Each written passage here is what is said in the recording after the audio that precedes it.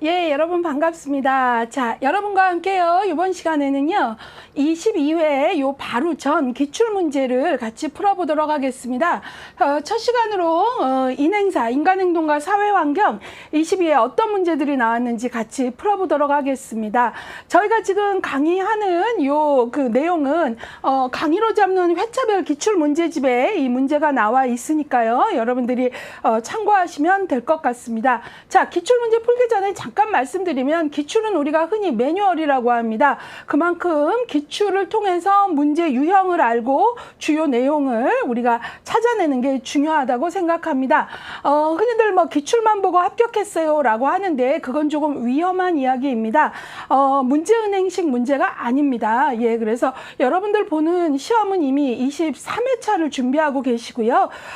그렇기 때문에 문제은행식이 아니라 내용에 대한 성실함과 성실함이 따라가야 합니다. 따라서 해설 강의에서도 여러분들에게 뭐 단지 문제를 읽고 답을 확인하는 것이 아니라 문제풀이를 통해서 학습이 이루어지도록 공부가 되도록 도와드리도록 하겠습니다.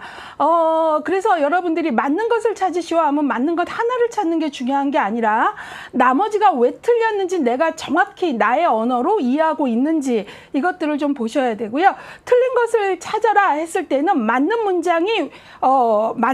문장이 맞다라는 게 나에게 정확히 이해가 돼야지 어떤 문장은 되게 낯설고 왜 맞는지 모르겠다 하면 사실 모르는 내용이거든요. 그렇기 때문에 해설 강의를 통해서 여러분들의 답답함을 풀어드리면서 유용한 학습 파트너가 되도록 최선을 다해서 같이 공부하도록 하겠습니다. 아무쪼록 이 시간을 통해서 문제를 풀어낼 수 있는 근육을 만드시길 바랍니다. 기본 개념서가 바로 뼈대와 기본적인 살이라면 이제는 그 살을 뭘로 바꾸셔야 되냐면 근육으로 바꾸셔야 됩니다. 예, 그래서 어떤 문제가 나오더라도 내가 기본 개념에 성실하면서도 문제에 대한 반응을 할 수 있는 그런 시간이 되도록 최선을 다하도록 하겠습니다. 자, 첫 번째로요. 인간행동과 사회환경. 이거는 이제 여러분들은 23회를 준비하고 계시니까요. 제가 22회 기출 분석 간단히 좀 해드리고요. 23회 그러면 합격 대책 어떻게 준비해야 되나 이 얘기 잠깐 하도록 하겠습니다. 자, 22회 기출 분석을 보시면요. 우리 교재 8장에서 13장에서 인행사에서 다루는 발달 단계에 관한 문제, 그리고 2장에서 4장에서 다루는 학자들의 이론. 인행사 책을 보시면 앞부분은 프로이트를 시작해서 학자들의 이론이 나오고요. 인간을 바라본. 그 다음에 뒷부분으로 가면 8장부터 13장까지 발달 단계별, 태내기부터 노년기까지 나오는데요.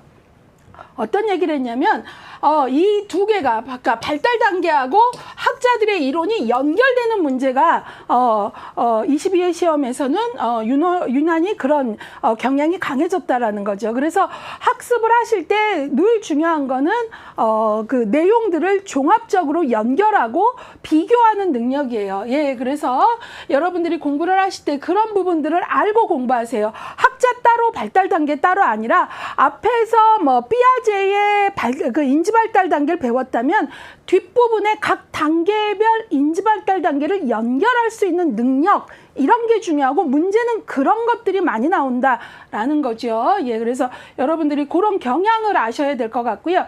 23회 합격 대책에서는요. 학자들의 이론과 관련한 주요 개념과 특징 헷갈리지 않도록, 그러니까 너무나 많은 학자들이 소개되고 있죠. 인과관부터 주요 개념, 또 계획 기법까지. 근데 이것들을 그냥 많다로만 기억을 하신다면 아무 도움이 안 되는 거죠. 예, 그래서 여러분들이 각 학자 어떤 방법이 나오면 그거 아들러야, 그 개념은 융이지, 이렇게 판단할 수 있는 공부가 되어야 되고, 또 그 다음에 학자별 내용은 뒤에 발달 단계와 연결이 되어야 된다라고 얘기했어요. 워낙 많은 내용이기는 하지만 반복을 꼭 해라라는 팁을 주고 있고요.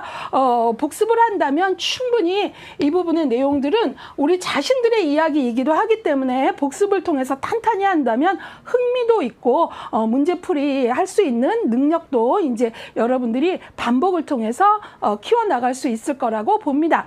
자, 그렇다면 이제 총 25제 문제들을 같이 풀어볼 건데 그 전에 요 바로 전인 22회는 대체 어느 영역에서 어떤 문제들이 나왔는지 그리고 얼만큼 나왔는지 요것들을 조금 챕터별로 한번 정리를 해드릴게요. 자, 크게 네 문제가 나온 영역 크게 조금 보시면요. 예, 바로 학자별 이론에서 프로이트, 예, 그 다음에 에릭슨, 아들러, 융 여기에서 각각 거의 한 문제가 나온 거고요. 예, 그래서 여기는 다 정신역동 이론가죠. 챕터 2니까요. 예, 그래서 프로이트의 방어 기제, 에릭슨의 발달 8단계, 그 다음에 아들러 이론의 특징, 융 이론의 특징 이런 것들 꼭 기억을 하셔야 되고요. 보통 아들러나 융은 이렇게 이론 전반의 특징을 물어보는 문제들이 좀 나오더라 그 얘기고요. 그 다음에 이제 그 3장에 가시면 삐아제 이론, 예, 삐아제 발달 단계 주요 개념 말할 것도 없죠. 그 다음에 스키너 이론의 특징, 예, 요번 회차에 좀 스키너의 행동주의가 문제의 정답 혹은 정답이 아니더라도 여러 번 언급되는 특징을 좀 보이고 있습니다. 그 다음에 반듀러 이론의 특징, 그 다음에 각 인간 발달 이론이 사회복지 실천에 미치는 영향의 연결 이런 것들이 좀 나오고요. 예, 네 문제 나온 거 먼저 보면 그 다음에 5장이 바로 우리가 이제 환경 속의 인간 해갖고 체계 이론, 사회 체계 이론, 생태 체계 이론 부분인데요. 거기서 이제 체계 이론과 관련된 개념으로 호혜성 개념을 알고 있는가, 그 다음에 체계 이론의 다양한 개념을 알고 있는가, 그 다음에 중간 체계의 특징, 브론펜브레너, 예, 그 다음에 브론펜브레너에서 또 시간 체계의 개념 이런 것들을 물어보는 문제들이 나왔다라는 거예요. 그래서 여기서 네 문제니까요. 우리가 이제 이 비중을 조금 알아야 되겠죠. 예, 그래서 정신역동 이론가들에 대한 부분 많이 나오고요. 그 다음에 3장에 이제 행동주의 관련 많이 나오고, 그 다음에 체계이론, 생태체계 이론이 많이 나온다 하고요. 그 다음에 이제 세 문제가 나온 게 바로 태내기 특징, 유아기 특징, 영아기 특징 관련돼 갖고 나온 부분입니다. 예, 그래서 이 부분을 태내기, 그 다음에 영아기, 유아기 이 부분 좀 공부를 잘 하셔야 되겠고요. 그 다음에는 이제 두 문제 나온 걸로는 인본주의, 예, 로저스, 예, 이론의 특징, 그 다음에 학자와 주요 개념 연결. 사실 이 부분은 되게 기초적인 문제인데도 학자와 주요 개념 연결을 여러 번 중요하다고 언급을 했고 난이도는 상당히 낮은 문제잖아요. 그냥 단순 암기잖아요. 근데 여기 정답률이 되게 떨어지는 걸 보면 기본 정리 정도가 잘 안 되고 시작하는 분들이 계신 것 같아서 조금 우려가 됐습니다. 그런 부분들 조금 잘 해내시길 바라고요. 그 다음에 이제 두 문제 나온 부분으로요. 아동기에 관한 학자별 발달 단계, 생애 주기별 특징의 종합 문제. 예, 그래서 종합 문제라는 건 말 그대로 문제는 하나인데 생애 주기별로 여러 주기가 다 나오는 거니까 우리 인행사회 기본 강의에서 맨 끝에 종합 정리해 드렸잖아요. 그런 표가 이렇게 같이 떠올라야 변별력이 탁탁탁 생기는 거죠. 예, 그런 것들이 이제 두 문제. 그 다음에 또 하나 아주 중요하게 두 문제 나온 게 바로 환경 속의 인간 개념에서 문화 부분이죠.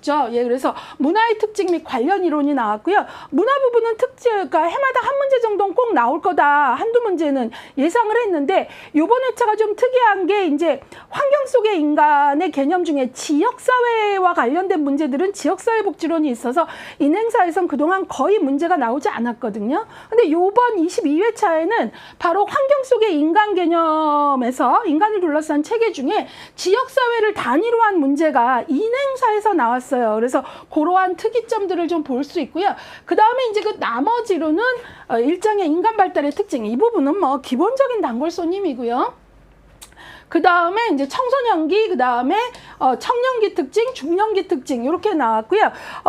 이제 6장이 가족 및 중간 체계에서 환경 단위로 봤을 때 가족 단위를 보는 부분이었고요. 그 다음에 맨 끝에 13장이 노년기였거든요. 22회는 이 부분이 기출이 없어요. 근데 이제 여러분들이 여기에서 가족은 실천기술론에서 워낙 다루기 때문에 인행사에서 기출이 적을 수 있으나 노년기는 그동안 보면은 거의 해마다 한 문제 정도는 나왔는데 이번 22회가 좀 특이하게 빠진 거니까 23회는 나올 수도 있다라는 마음으로 공부하시길 바랍니다. 자, 그래서 22회 문제들을 같이 보셨고요. 이제 여러분들하고요. 22회 문제 25문제인데요. 같이 풀어보도록 하겠습니다. 해설을 통해서 여러분들이 학습을 하는 느낌을 가지실 수 있게 강의를 준비했습니다. 예, 그렇기 때문에 이제 문제 들으시면서 공부가 좀 되시기를 바라고요. 1번부터 풀어보도록 하겠습니다. 인간 발달 이론이 사회복지 실천에 미친 영향으로 옳지 않은 것을 찾는 것입니다. 1번, 스키너의 이론은 행동결정 요인으로 인지와 정서의 중요성을 이해하는 계기를 제공하였다 그랬는데요. 얼핏 맞는 것 같지만 틀렸습니다. 스키너 행동 나오니까 스키너 행동주의지 이렇게 해버렸는데 아니죠. 행동결정 요인으로 인지와 정서의 중요성, 이거는 뭐죠? 인지행동이론이죠. 우리가 인지행동이론 어디서 아주 집중적으로 배우나요? 기술론에서 배우죠. 바로 인지, 해석과 판단이 달라지면 그 사건에 대한 정서도 달라져. 그래서 바로 인지와 정서의 중요성에 대해서 말한 거 인지행동이론 대표적으로 누가 있었습니까? 비합리적인 신념을 합리적 신념으로 바꿔라 하는 앨리스와 인지 왜곡을 현실적인 사고로 바꿔라 하는 백이 있죠. 예, 그래서 요 내용은 일로 가야 되죠. 예, 그래서 틀렸고요. 스키너는 틀린 것으로는 1번인데요. 그렇다면 스키너는 어떤 학자입니까? 스키너는 바로 환경 결정론자이고 기계론적 인간관을 가진 학자이지요. 예, 그래서 환경적 자극에 따라 인간의 행동 결정 요인이니까 바로 스키너는 인간의 행동 결정 요인으로 환경적 자극에 따라 동기화가 되고 행동의 결과에 따라 결정된다. 그래서 행동의 결과가 바로 스키너의 바로 조작적 행동주의잖아요. 그래서 조작적 행동주의, 쥐실험, 비둘기 실험, 내가 지렛대를 눌렀을 때 내가 만족스러운 먹이가 강화물로 나올 때 그 행동이 강화된다. 그러니까 행동의 결과가 만족스러울 때 그 행동을 더 하더라. 이런 조작적 행동주의를 말하는 학자이잖아요. 예, 그래서 바로 옳지 않은 건 1번이고요. 나머지 옳은 거 빠르게 보도록 하겠습니다. 융 이론은 중년기 이후의 발달을 이해하는 데 도움을 제공하였다. 맞았죠?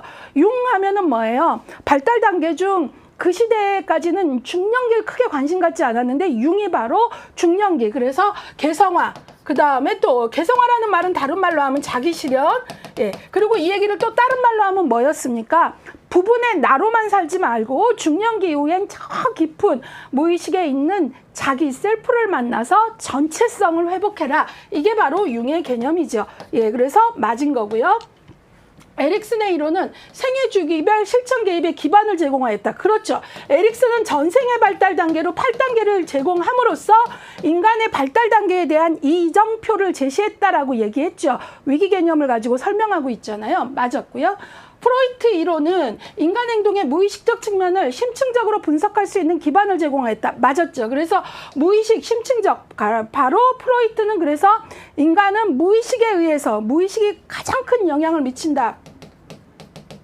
정신결정론이라고 얘기하죠. 예, 그래서 무의식의 측면을 아주 강조한 학자이고요. 5번, 매슬로우의 이론은 인간의 욕구를 파악할 수 있는 근거를 마련했다. 그렇죠. 그래서 욕구 몇 단계를 제시했습니까? 5단계를 제시했고요. 매슬로우는 기본적으로 욕구 위계론자 이다라고 얘기하고 있고요. 예. 자, 그래서 요 첫 번째 문제에서는 여러분들이 그 스키너의 이론을 정확히 알고 있는가가 중요했고요. 정답률을 좀 보면 72% 정도가 정답률을 보이고 있습니다. 그리고 지금 두 번째 보면 융 부분에서 17%인데요. 융에 대한 중년기 이론 조금 단단하게 공부하시길 바라고요. 제가 정답률은 모두 다 상세히 경향 분석을 하지 않고요. 정답률이 유난히 낮거나 그다음에 유난히 분산된 문제들이 있어요. 정답이. 예, 이런 부분들은 이제 우리가 시험을 본 사람이 헷갈린 요소가 나는 헷갈리지 않나? 이런 부분들 나에게 물어보는 어떤 계기가 되셨으면 해서 그럴 때만 설명하도록 하겠습니다. 자, 그래서 지금 이제 요 문제와 관련해서 내가 조금 많이 흔들리고 잘 모르겠다 한다면 우리 요거를 좀 안내해 드리는 거죠. 요 부분과 관련해서는 그러면 3장을 좀 공부하세요. 그리고 스키너의 행동주의는 그 기출회독 10년간의 키워드로 정리한 책으로 본다면 9번에 해당하는 내용입니다. 이렇게 안내를 해드리고 있고요. 요 화면은 제가 모든 강의에서 요 화면을 설명하진 않고 지금 첫 번째 문제이기 때문에 요 패턴만 알려드리고 다음부터는 요 화면에 대해서는 넘어가도록 하겠습니다. 2번 문제 보도록 하겠습니다. 자, 2번 문제 같은 경우에는 인간 발달에 대한 문제입니다. 인간 발달, 예, 발달에 관한 설명으로 옳은 것 찾는 겁니다. 여러분들 옳지 않은 것에서는 옳지 않은 것에서는 나머지가 옳은 것에 있어서 낯선 문장을 발견하는 게 중요한 거고요. 옳지 않은 걸 찾는 것뿐만 아니라 그 다음에 옳은 것에서는 나머지가 왜 틀렸나를 정확히 아는 게 바로 문제를 통한 근육 만들기입니다. 그게 되셔야 됩니다. 보겠습니다. 인간 발달에 대해서 옳은 것입니다. 1번 긍정적 상승적 변화는 발달로 간주하지만 부정적 퇴행적 변화는 발달로 보지 않는다. 아니죠. 1장에서 제가 얼마나 많이 강조했습니까? 그림 자료도 넣었죠. 예, 그래서 바로 청년기를 중심으로 청년기까지는 우리가 발달에 특히 신체적 발달 정점을 찍고 그 다음부터는 하강을 한다. 그러나 우리가 상승도 기능이 좋아지는 것도 발달로 보지만 기능이 하강하는 것도 우리는 하강적 발달이라고 얘기한다. 상승과 하강을 모두 포함한다 그랬잖아요. 근데 여기서 상승은 발달이지만 부정적 퇴행적 이게 바로 하강이죠. 기능이 쇠퇴하는 거. 이건 발달로 보지 않는다 그랬기 때문에 틀린 겁니다. 그치요? 그래서 우리가 옳은 문장 찾고 있어요. 자, 그 다음에 2번 순서대로 진행되고 예측 가능하다는 특징이 있다. 예, 맞았어요. 2번이 답이죠. 자, 그런데요. 요 문장은 기본서에서도 너무나 강조하지만 거의 해마다 이 1장에서 문제를 낼 땐 정답 혹은 정답이 아닌 것으로 이 문장은 정말 단골손님이에요. 꼭 기억하셔야 돼요. 옳은 것. 발달은 순서대로 진행되고 예측 가능하다. 순서대로 진행되니까 예측이 가능한 거죠. 그렇죠? 그리고 또 하나 여기서는 순서대로 진행된다라는 건 뭐 삐아제를 예를 든다면 인지발달이 감각운동기, 전조작기, 구체적 조작기 이런 식으로 가는 거지. 감각운동기 아이가 딱 점핑해서 구체적 조작기로 인지가 발달하지 않는다라는 얘기죠. 순서대로라는 얘기예요. 그래서 순서대로. 그러나 여기서 또 하나 우리가 기억을 해야 되는 건 순서는 바뀌지 않지만 뭐죠?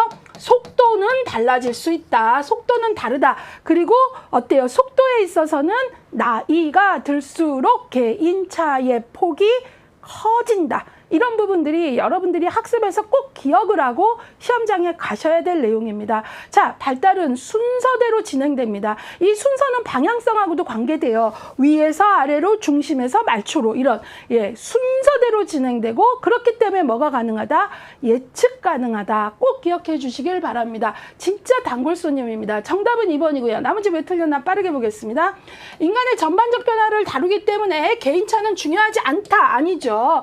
개인차가 있죠. 예, 그래서 개인차의 폭은 아까 말씀드렸죠. 나이가 들수록 커진다라는 거고요. 개인차가 왜 중요하지 않습니까? 그것들을 알고 도와야죠. 그 다음에 키, 몸무게 등의 질적 변화와 인지특성, 정서 등의 양적 변화를 모두 포함한다. 자, 여기서도 질적, 양적 변화를 모두 포함하는 건 맞지만 앞에 말이 틀렸죠. 키, 몸무게는 양적인 변화이고요. 인지특성 정서는 질적인 변화이죠. 이런 부분에서 이렇게 틀려준다는 거예요. 그러니까 공부를 했어도 느낌적인 느낌으로 질적, 양적 나왔었어. 이런 식으로 하면 틀리기 딱 좋은 거죠. 정확히 내용 연결하셔야 되고요. 5번 각 발달 단계에서의 발달 속도는 거의 일정한 것으로 알려졌다. 아니죠. 속도는 아까 뭐라 그랬어요? 속도는 다르다라고 얘기했잖아요. 예, 그래서 어떨 때는요. 발달에서요. 어느 부분에 속도가 빠르게 진행되는 게 있고요.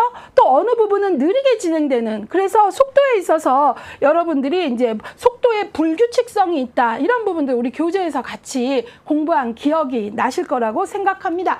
자, 그래서 옳은 것의 답은 2번이고요. 정답률 86%입니다. 워낙 많이 강조하는 내용이고요. 예, 그래서 우리가 발달과 관련돼서 이 기본적인 특성은 헷갈리지 않아야 된다. 이런 것들 꼭 잡아주시길 바랍니다. 자, 이번에는요. 여러분들하고요. 3번 문제, 문화와 관련된 문제를 보도록 하겠습니다. 문화와 관련된 설명으로 옳지 않은 것, 틀린 것 찾는 문제입니다. 문화와 관련돼서요.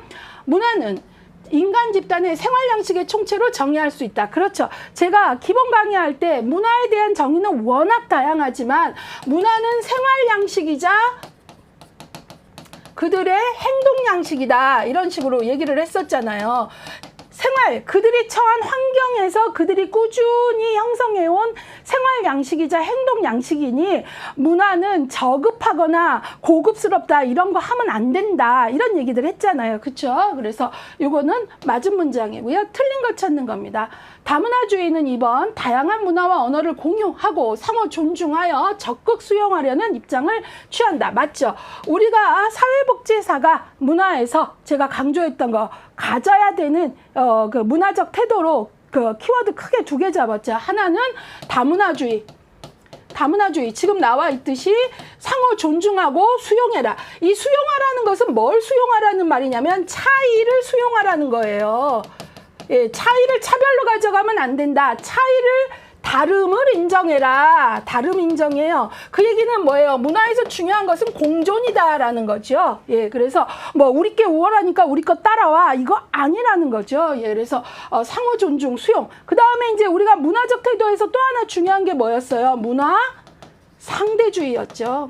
이런 것들 여기서 같이 기억해 내셔야 됩니다. 그래서 자민족 중심주의 이런 거 가지면 안 된다. 문화 진화론적 입장 아니라 문화 상대주의 가져라. 다문화주의가 중요하다. 이렇게 했어요. 맞았습니다.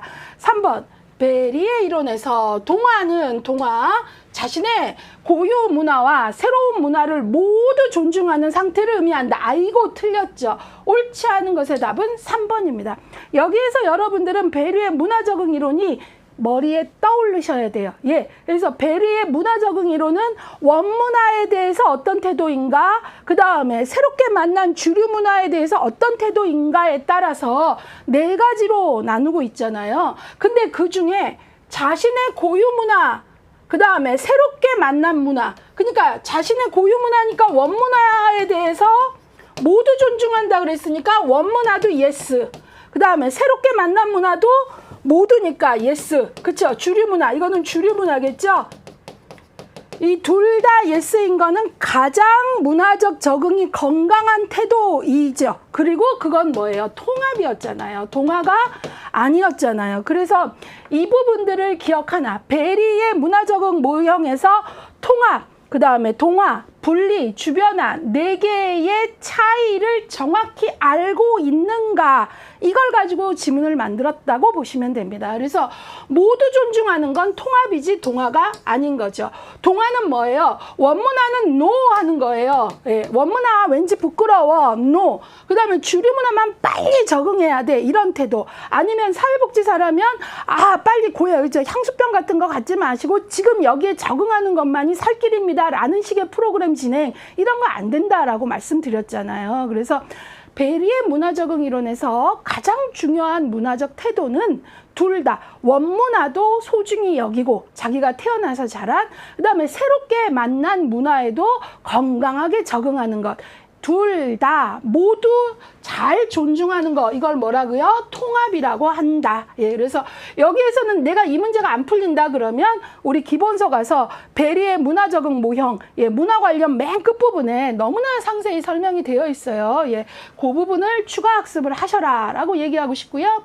그래서 답은 3번입니다. 4번. 문화는 학습되고 전승되는 특징이 있다. 그렇죠. 그래서 우리가 문화의 학습성이라고 얘기하죠. 그 다음에 전승이 된다라는 건 뭐 문화는 무슨 성을 갖는다 그래요? 축적성이라는 단어를 좀 쓰죠. 예. 그래, 축적성. 그 다음에 이것도 맞는 거. 그 다음에 5번. 주류와 비주류 문화 사이의 권력 차이로 차별이 발생할 수 있다. 맞죠? 제가 늘 말씀드리는데요. 문화와 관련해서는요, 차이는 인정을 해야 돼요. 예, 그렇지만 차이를 인정하지 않고 수용하지 않고 여기에 힘의 논리가 들어가게 되면 무슨 현상이 생겨요? 차별이 발생한다는 거죠. 이것이 문제라는 거고요. 아셨죠? 그래서 이걸 꼭 잡으셔야 되고요. 문화에 대해서는 차이를 수용한다, 다름을 인정한다, 공존의 개념, 이게 건강하다라는 걸 꼭 기억을 해주시길 바랍니다. 예. 그래서 이 문제 같이 풀어봤는데요. 정답률은 87% 보이고 있습니다. 자, 그래서 이런 문제들 공부하는 데 있어서 여러분들이 난 이 부분이 잘 안 된다 그러면 기본서 7장 조금 보시면 좋을 것 같고요. 7장에서도 7장이 다루는 게 조직 지역사회 문화인데요. 거의 해마다 나오는 거는 문화 부분이고요. 인행사가 문화와 관련돼서 가장 성실한 정리를 하고 있어요. 근데 실천론 기술론에서도 문화 관련 다문화 실천에 대한 문제들이 나온단 말이죠. 그럴 때 여기의 지식을 적극적으로 가져가셔야 된다는 얘기를 다시 한번 강조하면서 4번 문제로 가도록 하겠습니다.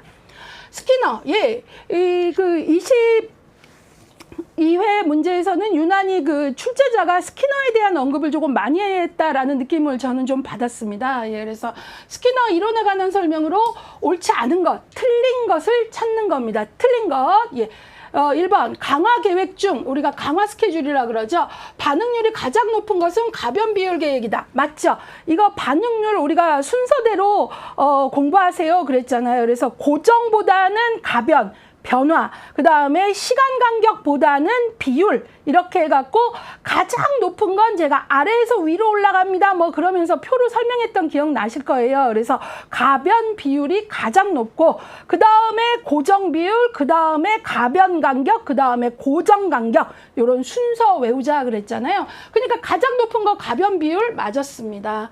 2번 정적 강화물의 예시로 음식, 돈, 칭찬 등을 들 수 있다. 맞죠? 강화물은 강화가 되어지게 만족스럽게 주는 어떤 보상의 물질,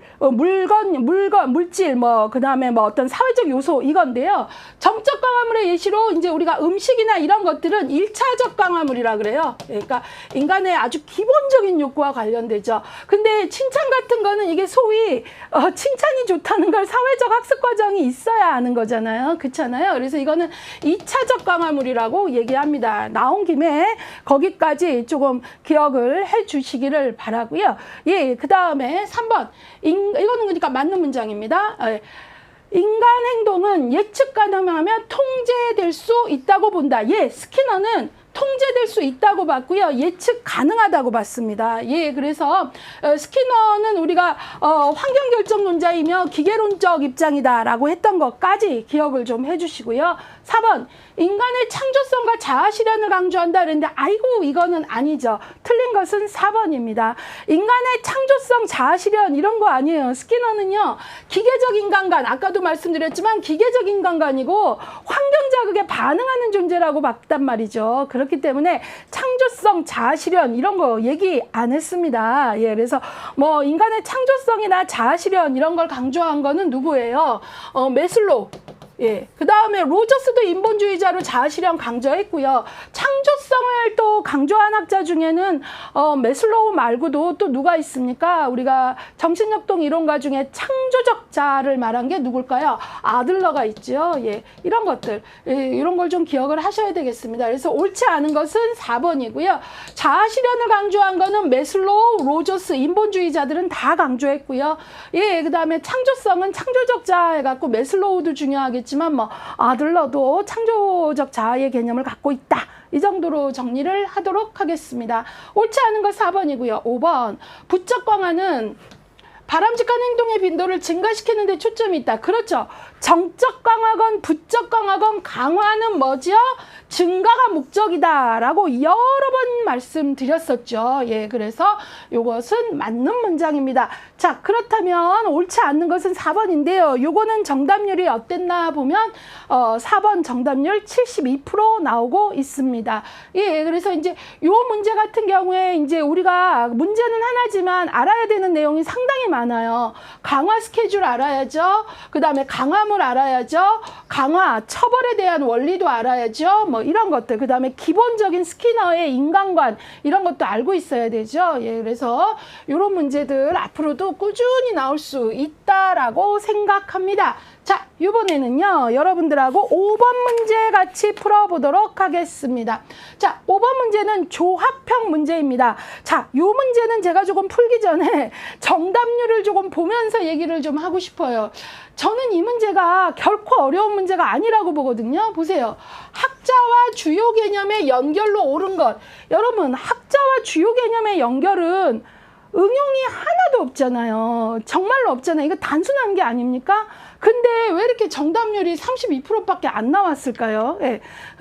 그리고 정답률이 1번 32%밖에 안 나왔고, 그 다음에 또 분산도 됐죠. 4번에 30%, 2번에 26%. 예, 그래서 이제 제 입장에서는 문제풀이 강의를 준비할 때 수험생 입장에서 봐야 돼요. 정답률을 보고 여기에 왜 이렇게 다 이렇게 넘어졌을까. 근데 저는 이게 이상하게 어떤 것들은 정답률을 보면 이게 넘어질만 하다 하는데, 이거는 조금 왜 가장 중요한 기본 개념을 이렇게 명확히 하지 않았을까라는 안타까움이 있었습니다. 예.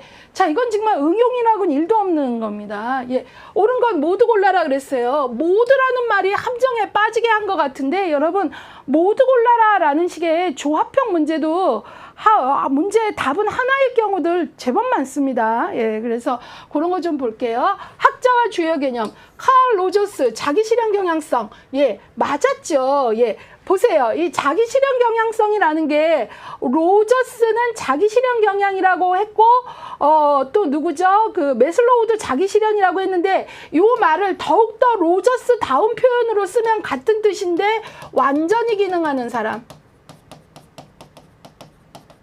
그래서 poor functioning이라는 얘기를 썼죠. 로저스 자기 실현 경향성 말했거든요. 완전히 기능하는 사람의 말풀이가 자기 실현 경향을 말한다라고 기본 강의에서도 말하거든요. 예, 그래서 이거 맞았고요. 그 다음에 백 비합리적 신념 아니죠. 비합리적 신념을 말한 건 백이 아니라 엘버트 앨리스이죠.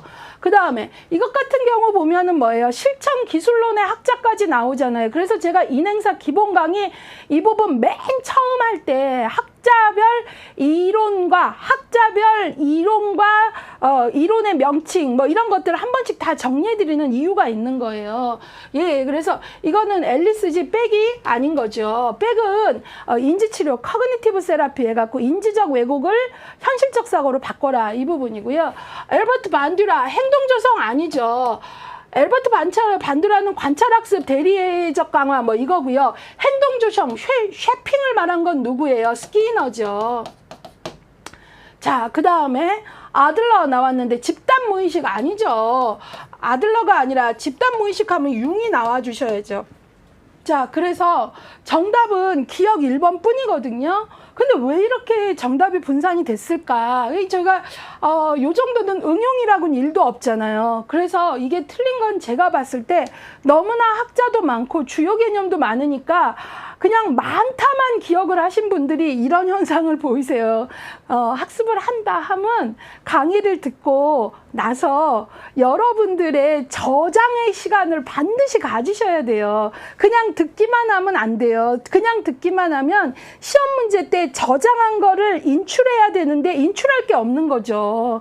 여러분들이 반복을 통해서 복습을 통해서 저장하는 시간을 반드시 가지셔야 된다라는 거예요. 그래서 여기 봤더니 30%나 되는 게 4번인데 기억은 물론이고 니은도 비합리적 신념은 인지행동 치료자라 하더라도 백하고 앨리스 구분이 안 되신 거고요. 비합리적 신념은 앨리스가 비합리적 신념을 합리적 신념으로 바꿔라. 이거 기억하셔야 되죠. 예, 그 다음에 쉐핑의 개념은 스키너잖아요. 애들 배변 훈련할 때 제가 쉐핑 개념 열심히 설명했던 기억이 나요. 집단 무의식 하면은 무의식을 개인 무의식과 집단 무의식으로 나눈 건 융이고요. 예, 그래서 요런 거 좀 정답률 볼 때 이게 조금 복잡하고 어려운 거면 좀 몰라도 이렇게 단순함기 부분에서 넘어지시면 되게 안타까운 마음이 들거든요. 예, 그래서 여러분들이 요런 부분은 조금 정확히 잡고 가셔라. 이거는 그냥 정말 단순함기입니다. 그러니까 많은 것을 내 것으로 정리해 내셔야 된다라는 거죠. 부탁드립니다. 자, 요번에는요. 여러분들하고요. 6번 문제 풀어보도록 하겠습니다. 아들러 이론에 관한 설명으로 옳은 것을 찾아라 그랬어요. 아들러의 이론에 대해서 옳은 것을 찾는 겁니다. 1번 아들러입니다. 아들러 하면 무슨 이론이 생각나세요? 개인 심리학이죠. 예. 잠깐요. 제가 색깔 조금 바꿀게요. 예. 아들러는 개인 심리학의 학자입니다. 옳은 것. 1번. 성격은 점성 원리에 따라 발달한다 라고 한 거는 아들러가 아니고 에릭슨이죠. 에릭슨, 발달의 8단계에서 점성 원리, 이전 단계의 이항 대립의 위기 개념, 뭐뭐 대 뭐뭐인데 이것의 성공 혹은 실패는 이전 단계의 성공 혹은 실패는 다음 단계에 영향을 미친다. 이게 점성 원리의 뜻이고 학자는 에릭슨이니까 틀렸네요. 문제는 아들러에 대한 겁니다. 두 번째, 개인의 창조성을 부정한다. 아이고 아니죠. 아들러는 창조적자라는 개념을 쓰고 있죠. 예. 그래서 프로이트의 어떤 수동적 인간관 이런 거에 반대한 학자입니다. 예. 그래서 부정한다 그랬으니까 틀린 거죠. 3번 무의식적 결정론을 고수한다? 아니죠. 무의식적 결정론을 강조한 거는 정신결정론 강조한 건 누구죠? 프로이트잖아요. 예, 이거 너무 강조하고 과거의 포로, 무의식의 포로 이런 설명에 반대해서 헤어졌잖아요. 그래서 틀린 거죠. 자, 그 다음에 4번 유전적 환경적 요인의 중요성을 배제한다? 아니에요. 아들러가 유전적 환경적 요인의 중요성을 배제하지 않았습니다. 아들러 기본적으로 의사고요. 의사들은 기본적으로 인간 이해에 있어서 유전적 요인 배제하지 않습니다. 예, 그래서 이거 배제한다가 틀렸고요. 5번 인간을 목표지향적 존재로 본다. 이거는 맞았죠. 제가 아들러 설명할 때 어떤 설명을 했어요? 프로이트하고 비교했었죠. 프로이트는 뭐라 그랬어요? 인간관이 원인론적 인간관. 이거고요. 아들러는 이거에 반대하면서 원인론적 인간관이 아니라 인간은 원인론이 아니라 목표지향적 존재다. 그리고 인간은 사회적 존재다라고 본 게 아들러의 입장이다. 이거하고 대비적이다. 원인에 매이고 과거의 포로, 무의식의 포로가 아니라 자신이 세운 목표를 창조적 자아를 가동하면서 목표지향으로 나아갈 수 있는 존재다라고 봤다고 했잖아요. 예, 그래서 옳은 것은 5번 되겠습니다. 정답률 75% 나왔습니다. 15% 나온 거 봤더니 점성원리인데요. 점성원리는 에릭슨이라는 거 같이 다시 한번 확인하고 가겠습니다. 자, 문제 푸는 거 이렇게 보시면서 여러분들이 나는 어디에서 넘어질까? 자꾸 나에게 물어보세요. 그게 이제 기출을 푸는 데 있어서 아주 중요한 겁니다. 예, 그래서 그런 것들을 꼭 봐주시기를 바라고요. 예. 자, 요번에는요, 여기에서 조금 학생들이 조금 어렵게 느꼈을 수 있는 게, 요 지문일 수 있어요. 유전적 환경적 요인. 예, 근데 아들러는 유전적 환경적 요인을 중요하게 고려했다라는 거 다시 한번 확인하고 가겠습니다. 자, 요번에는 7번 문제 풀어보도록 하겠습니다.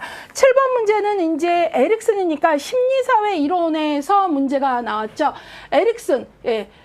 에릭슨의 심리사회 발달 단계, 위기와 성취 동목, 예, 봤습니다. 예, 에릭슨은요, 인간의 발달 단계를 뭐뭐 대 뭐뭐라는 이항 대립 구조로 위기 개념을 가지고 설명을 했어요. 그리고 이거에서, 이 위기 개념에서 앞에 걸 형성하면 성취 동목이 뭐예요? 바로, 긍정적 자질을 성취하고 인생에 있어서 뒤에 거가 가다면 부정적 해갖고 뭐, 신뢰 대 불신하면은 앞에 그 신뢰를 형성하게 되면 긍정적 자질로 인생 전반에 희망이라는 에너지를 갖게 된다. 뭐 이런 식의 설명을 하고 있잖아요. 바로 그 부분을 알고 있는가? 라는 문제예요. 그러니까 이 문제는 기본서에서 늘 강조했던 게 뭐예요? 에릭슨의 문제에서 가장 많이 나오는 게 뭐뭐 대 뭐뭐라는 8단계의 위기를 정확히 암기했는가? 그 다음에 뭐죠? 그것에 따른 어때요? 성취 동목, 긍정적, 부정적 자질, 특히 긍정적 자질 연결이 되는가?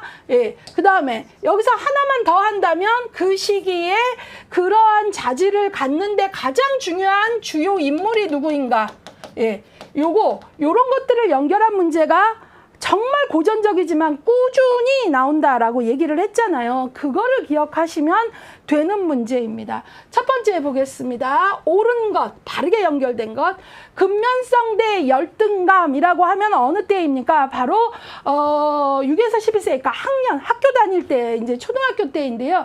이때는 근면성을, 여기 성취 동목, 근면성을 성취하면 성실이 아니라 바로 유능감이죠.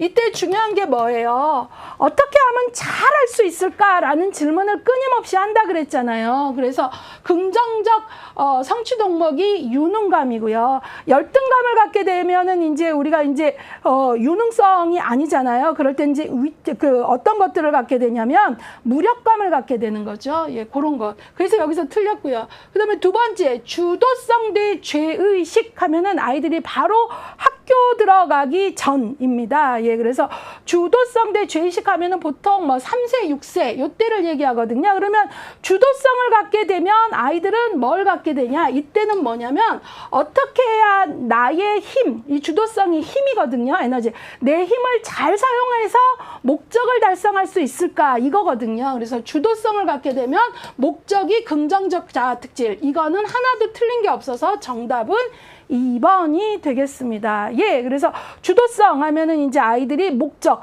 근데 만약에 이게 안 되면 부정적 자아 특질로 이제 의지가 부족한, 이렇게 이제 부정적 자아 특질이 가게 되죠. 그래서 2번은 주도성 대 죄의식, 3세에서 6세 학교 들어가기 바로 전인데, 이때는 어떻게 하면 힘을 가질 수 있을까? 힘을 가지고 목적을 달성할 수 있을까? 이 시기에서 긍정적 자아 특질, 목적 맞았습니다. 3번, 신뢰 대 불신. 이거는 가장 어렸을 때 우리가 0에서 2세이거든요. 이때는 신뢰를 형성하면 영화가 어때요? 신뢰를 형성하면 의지가 아니라 뭐죠? 희망이잖아요. 희망. 예, 그래서 틀렸습니다. 4번, 자율성 대 수치심 하면은 좀 더 어린 나이잖아요. 이때는 이제 아이들이 2, 3세인데요. 이때는 뭐냐면 자율성, 바로 어떻게 스스로 할 수 있을까? 어떻게 내가 할 수 있을까? 그래서 이때 애들이 제일 많이 하는 말이 뭐라 그랬어요? 2, 3세, 막 3, 4세 이렇게 내가 할 거야. 내가 이거 많이 한다 그랬잖아요. 예, 그래서 이때는 자율성을 갖게 되면 의지예요. 의지. 예, 의지력, 의지. 그래서 틀렸습니다. 그래서 이제 이 부분 의지, 요거 뭐 반대되는 부정적 자아 특질은 뭐 강박 뭐 이런 얘기 했었고요. 그 다음에 이제 5번 정체감 대 정체감 올라는 청소년기잖아요. 예, 청소년기고요. 이때는 어떻게 하면 뭐죠? 내가 누구인지 알 수 있을까? 어떻게 하면 내가 행복하게 살 수 있는지, 내가 가장 원하는 게 뭔지 알 수 있을까? 나는 누굴까? 이 질문을 하는 때죠. 그래서 이때 제가 뭐라 그랬어요? 정체감을 형성하면 나는 누구고 뭘 할 때 행복한지 청소년기에 이 답을 얻으면 당연히 뭐가 나와요? 내가 원하는 삶을 알게 되고 누군지 알게 되면 성실성이 나온다 그랬잖아요. 희망이 아니고 성실이죠. 예, 그래서 맞는 것은 2번 되겠습니다. 이거는 되게 고전적인 문제이고 항상 제가 기본 강의할 때도 그렇고 고전적 문제라는 건 꾸준히 나오는 문제 패턴이에요. 그러니까 기본 강의할 때 나올 수 있는 문제 패턴으로 예측을 해드린단 말이에요. 그럼에도 불구하고 정답률 보면 50%밖에 안 되는 건 너무나 많으니까 그냥 나오면 한 문제 틀리고 말아 하고 넘어가시는 거예요. 그렇게 넘어가다 보면 이제 그 점수가 안 나오는 거죠. 예, 그래서 여러분들이 에릭슨은 정말 이 8단계에 너무 자주 나와요. 문제 꼭 푸시업 문제로 나오니까 반드시 암기하고 가자라는 걸 다시 한번 강조 드리고 가겠습니다.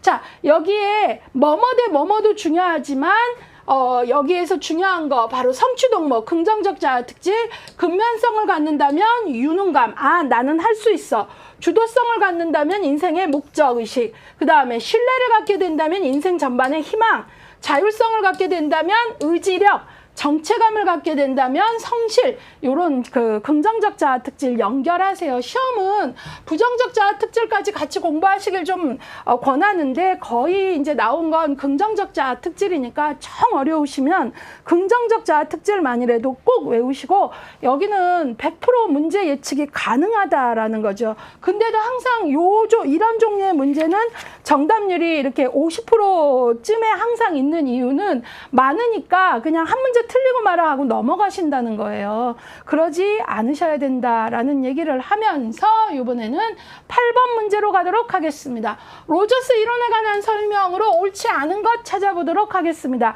칼 로저스는 여러분들 잘 아시는 현상학 이론이고 인본주의 학자이죠. 예, 그래서 옳지 않은 것 1번.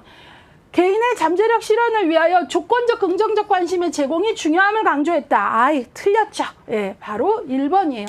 얼마나 이 부분이 중요한지 제가 로저스 이론이 들으면 좋지만 딱 핵심이 안 잡힌다 그래서 그림 자료까지 만들어서 설명을 드렸잖아요.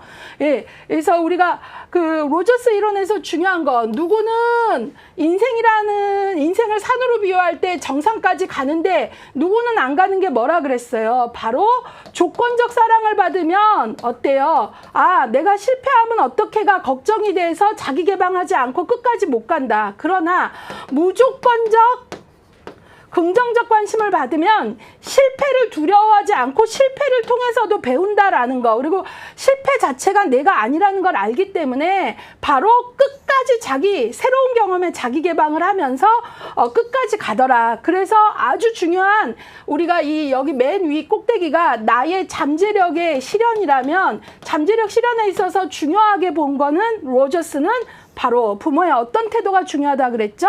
조건적이 아니라 무조건적 긍정적 관심. 그쵸? 뭐뭐 하면 뭐뭐 해줄게가 아니라, 그쵸? 너는 살아가면서 성공할 수도 있고 실패할 수도 있어. 그런데 너 자체의 가치에는 아무 변화가 없어 라고 해서 새로운 경험에 자기를 개방하도록 하라 그랬잖아요.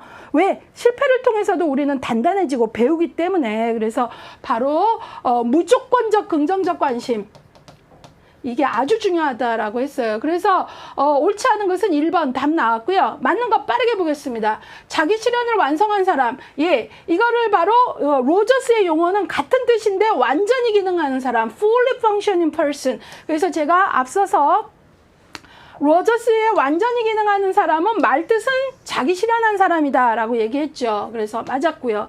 3번 클라이언트에 대한 공감적 이해의 중요성. 그럼요, 맞죠. 로저스는 뭐라 그랬어요? 기법도 중요하지만 기법만이 아니라 더 중요한 것은 관계다. 누구와 누구? 상담자와 피상담자, 클라이언트와 사회복지사. 그리고 이러한 관계에 있어서 중요하게 보고 있는 게 바로 공감적 이해. 이 외에도 관계에서 중요시하는 게 진실성, 일관성, 무조건적 긍정적 관심, 공감, 이런 것들. 바로 이런 촉진적 관계가 되어야, 촉진적 관계, 바로 신뢰로운 관계가 되어야 좋은 변화가 일어난다. 자기 실현의 의지가 나온다라고 본 거잖아요. 맞았고요. 그 다음에 주관적이고 사적인 경험 세계를 강조했다. 맞았죠. 로저스의 이론을 인본주의 혹은 현상학 이론이라고 하는데 현상학의 속뜻이 뭐죠? 모든 사람은 객관적 현실, 객관적 경험이 아니라 주관적 현실을 살고 있고 주관적 경험이 중요하다. 동일한 상황에서도 사람들마다 저마다의 해석이 다르다. 그래서 주관적이고 사적인 경험을 강조했다라고 했잖아요. 예, 그 다음에 5번 인간을 긍정적이며 창조적인 존재로 보았다. 그렇죠. 이거는 인본주의자들의 공통적 특징입니다. 기본적으로 인간은 선하며 긍정적 존재, 창조적 존재로 보고 있습니다. 옳지 않은 것은 1번이고요. 정답률 68%입니다. 자, 여기 봤더니 한 20% 차지한 게 있는데 주관적이고 사적인 경험 세계를 강조했다라고 했는데요. 여기에서 이거는 옳지 않은 게 아니라 맞는 거죠. 로저스는 현상학 이론이라고도 하는데 그 현상학의 말뜻이 주관적 현실, 주관적 경험을 강조하는 것입니다. 자, 그래서 우리가 로저스도 한번 정리를 해내야 되겠다라는 걸 강조하면서 이제 여러분들하고요 문제 9번 풀어보도록 하겠습니다. 문제 9번은 융에 대한 문제가 나왔네요. 예, 융의 이론에 관한 설명으로 옳은 것을 찾아라 그랬습니다. 융에 대해서 옳은 것 같이 찾아보도록 하겠습니다. 1번 정신분석 이론이라 불린다. 아니에요. 융의 이론은 분석 심리학이라고 한다. 그래서 제가 학자와 그 학자의 이론을 정확히 연결하세요 그랬잖아요. 정신분석은 프로이트이고요. 그 다음에 2번 사회적 관심과 활동 수준을 기준으로 심리적 유형을 8가지로 구분하였다. 아니죠. 사회적 관심과 활동 수준을 기준으로 해서 인간의 생활 양식을 구분한 학자가 있어요. 사회적 관심과 활동 수준을 기준으로 라이프 스타일, 생활 양식을 구분한 학자가 있는데 이 학자는 아들러이죠. 예. 아들러이고요. 예. 융은 이 용어 자체, 소셜 인터레스트, 그 다음에 활동 수준, 요걸 얘기한 학자는 아들러예요. 그걸 기준으로 생활 양식 유형을 나눈 거고요. 심리적 유형을 8가지로 구분한 거는 융 맞아요. 그런데 앞에 문장이 아들러에 대한 문장이잖아요. 그래서 틀렸다고요. 아셨죠? 예, 심리적 유형 얘기한 건 융 맞지만 앞에 문장이 틀렸잖아요. 그래서 이것도 틀린 거죠. 이건 정답률 조금 이제 그 학생들이 헷갈릴 것 같아서 보는데 요런 문장들을 조심하셔야 돼요. 여러분들이. 뒤에 문장 맞다고 그대로 해버리면 안 되고요. 앞에 거는 확실히 이 단어가 소셜 인터레스트, 활동 수준, 이거 아들러잖아. 이렇게 되셔야 되는 거죠. 예. 그 다음에 3번 발달 단계에 관하여 언급하지 않았다는 특징이 있다. 아니죠.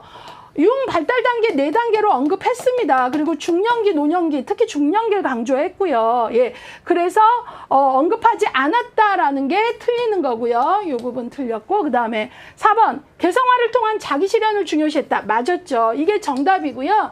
융 하면은 중년기에 자기 실현을 중요시했고, 이때 중년기 자기 실현을 융의 용어로 개성화의 과정이라 그랬고, 제가 어떻게 했어요? 개성화의 과정, 나의 페르소나, 이게 정말 필요한가? 그러면서 내가 아니라고 부정했던 내 섀도우, 그림자를 만나고, 내가 여성이라면 내 속에 남성성을 만나고 하면서 전체의 저 깊은 곳에 셀프를 만나서 전체성을 회복하는 그것을 개성화의 과정, 자기 실현의 과정이라고 얘기했잖아요. 그래서 옳은 것은 4번입니다. 자, 5번. 성격 형성에 있어서 창조적 자기의 역할. 창조적 자기, 창조적 자아 강조한 거는 융이 아니라 아들러죠. 그래서 틀렸다. 그러면 맞는 건 몇 번이냐? 4번이다 라는 거죠. 예, 그래서 이런 걸 좀 보시고요. 여러분들이 특히 이런 문제에서 지문에 있어서 조금 조심하셔야 되는 지문이 바로 2번 같은 지문이에요. 뒤에 문장은 맞는데 앞에 문장은 틀린 거. 그럼 틀린 거잖아요. 그런 부분들을 주의하셔야 되겠습니다. 자, 그래서 융도 한번 같이 봤고요. 예, 10번 반듀라에 대한 문제가 나왔네요. 이제 우리가 반듀라에 대한 문제들을 같이 풀어볼 건데요. 반듀라 이론에 관한 설명으로 옳은 것을 모두 골라라 그랬어요. 반듀라 하면 우리가 뭐 관찰학습 이런 용어 생각나시죠? 예. 그 다음에 대리적 조건화, 대리적 강화 이런 말들, 예, 사회학습 이론 이런 것들을 이제 같이 생각을 조금 해봐야 되는데요.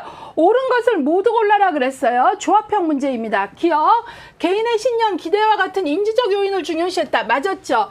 반듀라 하면은 상호결정론이라는 단어가 좀 생각이 나셔야 돼요. 반듀라는 인간의 행동과 관련돼서 무조건 자극에 대해서 반응을 하는 존재가 아니라 바로 인간의 행동이라는 것은 환경과 인간이, 여기 person과 environment, 환경과 인간이 상호작용하면서 환경에 대한 환경적 상황이나 사건에 대한 인간의 고유한 해석에 따라서 행동이 나온다. 그랬기 때문에 인간의 고유한 개인적 인지 요인, 개인의 신념, 기대와 같은 개인적 인지 요인을 중요시한 겁니다. 예, 이 person, 상호결정론이 behavior, person, environment 이 세 개에서 바로 이 person은 어떤 상황이나 환경에 대해서 그 고유의 해석을 한다라는 거잖아요. 개인의 신념과 기대 이런 것들이 바로 고유한 해석의 인지적 요인을 중요시한다는 말이잖아요. 그래서 이거는 맞는 겁니다. 두 번째 보겠습니다. 대리적 강화의 중요성을 강조했다. 맞았죠. 대리적 강화. 아까 제가 대리적 조건화 그 다음에 뭐 대리적 강화 했는데요. 엘버트 반듀라는 인간이 모두 다 직접 경험을 통해서 배우지 않아. 간접 경험을 통해서 제가 저렇게 했을 때 혼나니까 저 행동은 하지 말아야겠다. 이런 간접 경험을 통해서 배운다 그랬잖아요. 그렇죠? 그래서 바로 대리적 직접 경험하지 않고도 타자를 관찰함으로써 학습할 수 있다라는 거잖아요. 이거 아주 반디라의 중요한 개념입니다. 맞았고요. 자, 디귿. 자기 효능감을 높이는 가장 효과적인 방법으로 대리적 경험을 제시했다 했는데요. 여러분 이 문장은 틀린 문장인데 조심하셔야 돼요. 자, 대리적 경험, 간접 경험 강조한 거 맞아요. 그런데 이 문장만 나온 게 아니라 앞문장까지 자기 효능감을 높이는 가장 효과적인 방법, 가장 효과적인 방법을 대리적 경험이라고 얘기하지 않았다라는 거죠. 가장 효과적인 방법은 자, 반듀라는 우리 교재에도 나오지만 자기 효능감이라는 말을 하고 있어요. 이 자기 효능감은 뭐냐면 셀프 이피시언시 해갖고 내가 나를 믿는 힘이에요. 내가 나의 능력을 해낼 수 있어. 내가 쟤보다 속도가 느릴 수는 있지만 나는 해낼 수 있어. 이게 바로 자기 효능감인데 엘버트 반듀라는 자기 효능감을 키워내기 위해서 중요한 요소로 4가지를 말하고 있어요. 실제 수행, 대리 경험, 언어적 설득, 생리적 단서. 예, 제가 이제 기본서에서는 이거 하나하나 다 설명했는데 지금은 그건 생략하고요. 근데 그 중에 가장 효능감을 높이는 것은 대리적 경험이 아니라 여긴 지금 대리적 경험이라고 했는데 그 4개 중에 가장 중요한 게 본 거는 가장이잖아요. 실제예요. 실제적 바로 수행이에요. 실제 수행을 통해서 나는 할 수 있구나라는 제가 설명할 때 뭐 했어요? 기본서에서 작은 성공 경험이 되게 중요하다. 이거 얘기했잖아요. 이 바로 실제 수행을 통한 성공 경험들이 바로 있어야 바로 나 할 수 있는 존재로구나 라는 효능감이 생긴다 그랬잖아요. 그래서 바로 자기 효능감을 높이는 가장 효과적인 방법, 그러니까 효능감을 증진하는 4가지 방법 중에 가장 효과적이라고 본 것은 대리적 경험이 아니고 실제 수행이에요. 이 말을 좀 더 풀어주면 실제 수행을 통한 성공 경험을 증진할 때 뭐가 늘어난다? 효능감이 증진한다라는 거예요. 아셨죠? 그래서 틀린 거예요. 이 문장이 다소 어려웠을 수 있다라는 걸 강조합니다. 이번에 리을, 외부로부터 주어지는 강화의 중요성을 강조하는 자기 강화 개념을 제시했다. 이것도 틀렸죠? 보세요. 자기 강화를 말한 건 맞아요. 그쵸? 그런데 엘버트 반듀라는 자기 강화 이런 식으로 자기 효능감 이런 식으로 스스로를 강조했다 그랬잖아요. 반드시 타자의 강화만이 아니라 자기 강화는 스스로 강화하는 거잖아요. 근데 여기 외부로부터 주어지는 거는 타자의 강화니까 얘랑 말이 안 맞죠. 그래서 틀린 거라는 거죠. 자, 그래서 정답은 기억 니은이니까 3번이고요. 여기 보시면 정답률이 22%밖에 안 나오고요. 제가 파악한 바로는 22회 인행사에서 가장 정답률이 낮은 문제가 이 문제입니다. 그러니까 학생들이 가장 어렵게 느꼈다라는 얘기인 것 같아요. 그래서 여기 정답률 보면 뭐 마구 분산되어 있죠. 13%, 22%, 23%, 35%, 심지어 5번은 35% 정답으로 표시한 것보다 더 많은 프로테이지가 나오고 있습니다. 그래서 이 문제를 보면서 제가 느낀 게 학생들이 디귿 리을에서 디테일한 걸 못 본 거다라는 거죠. 자기 강화는 스스로인데 외부로부터는 자기가 아니고 타자인데 자기 강화만 그냥 확 확대돼서 보였나 봐요. 그리고 이 디귿 문장에서는 효능감 나오고 대리적 경험 나오니까 맞는다고 생각했는데 가장 효과적인이라는 말이 이게 사실은 여기가 크게 보여야 되잖아요. 가장은 아니잖아. 이렇게 돼야 되는데 그게 안 보였다는 거죠. 이해 가셨죠? 예, 그래서 인행사 22회 문제 중에 가장 그 정답률이 낮았던 문제라 여러분들이 유심히 보시면서 이때 중요한 건 뭡니까? 나는 안 틀렸을까? 이걸 한번 좀 물어보신다면 우리는 문제를 통한 학습을 한 거다라고 생각합니다. 자, 이번에는요, 이제 방어기제와 관련된 문제를 보도록 하겠습니다. 방어기제와 그 예시로 옳지 않은 것은, 이거 대단히 고전적인 문제이고 충분히 나올 만한 문제고 우리가 예견하는 문제입니다. 방어기제에 거의 제가 예제로 나온다 그랬죠. 합리화, 억압, 투사, 반동형성, 전치 나왔고요. 뒤에 나오는 예제가 맞느냐 이거예요. 맞느냐 틀리느냐. 틀린 거 찾으래요. 1번 합리화. 지원한 회사에 불합격한 후 그냥 한번 지원해 본 것이며 합격했어도 다니지 않았을 것이라고 생각한다. 합리화. 어떤 결과에 대해서 어때요? 그럴듯한 핑계를 만들어서 자기를 보호하는 거잖아요. 딱 그렇게 하고 있죠.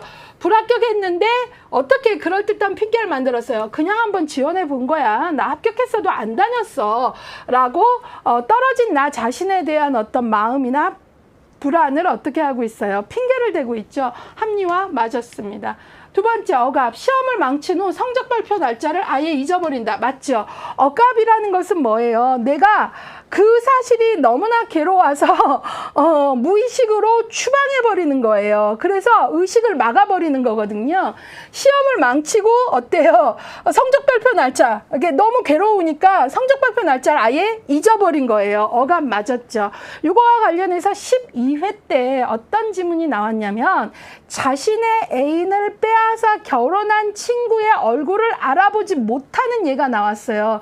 그거 전형적인 억압이죠. 왜냐하면 너무너무 그 사건이 괴로우니까 어때요? 무의식으로 추방해서 의식화되는 걸 막아버린 억압이죠. 이해 가십니까? 예.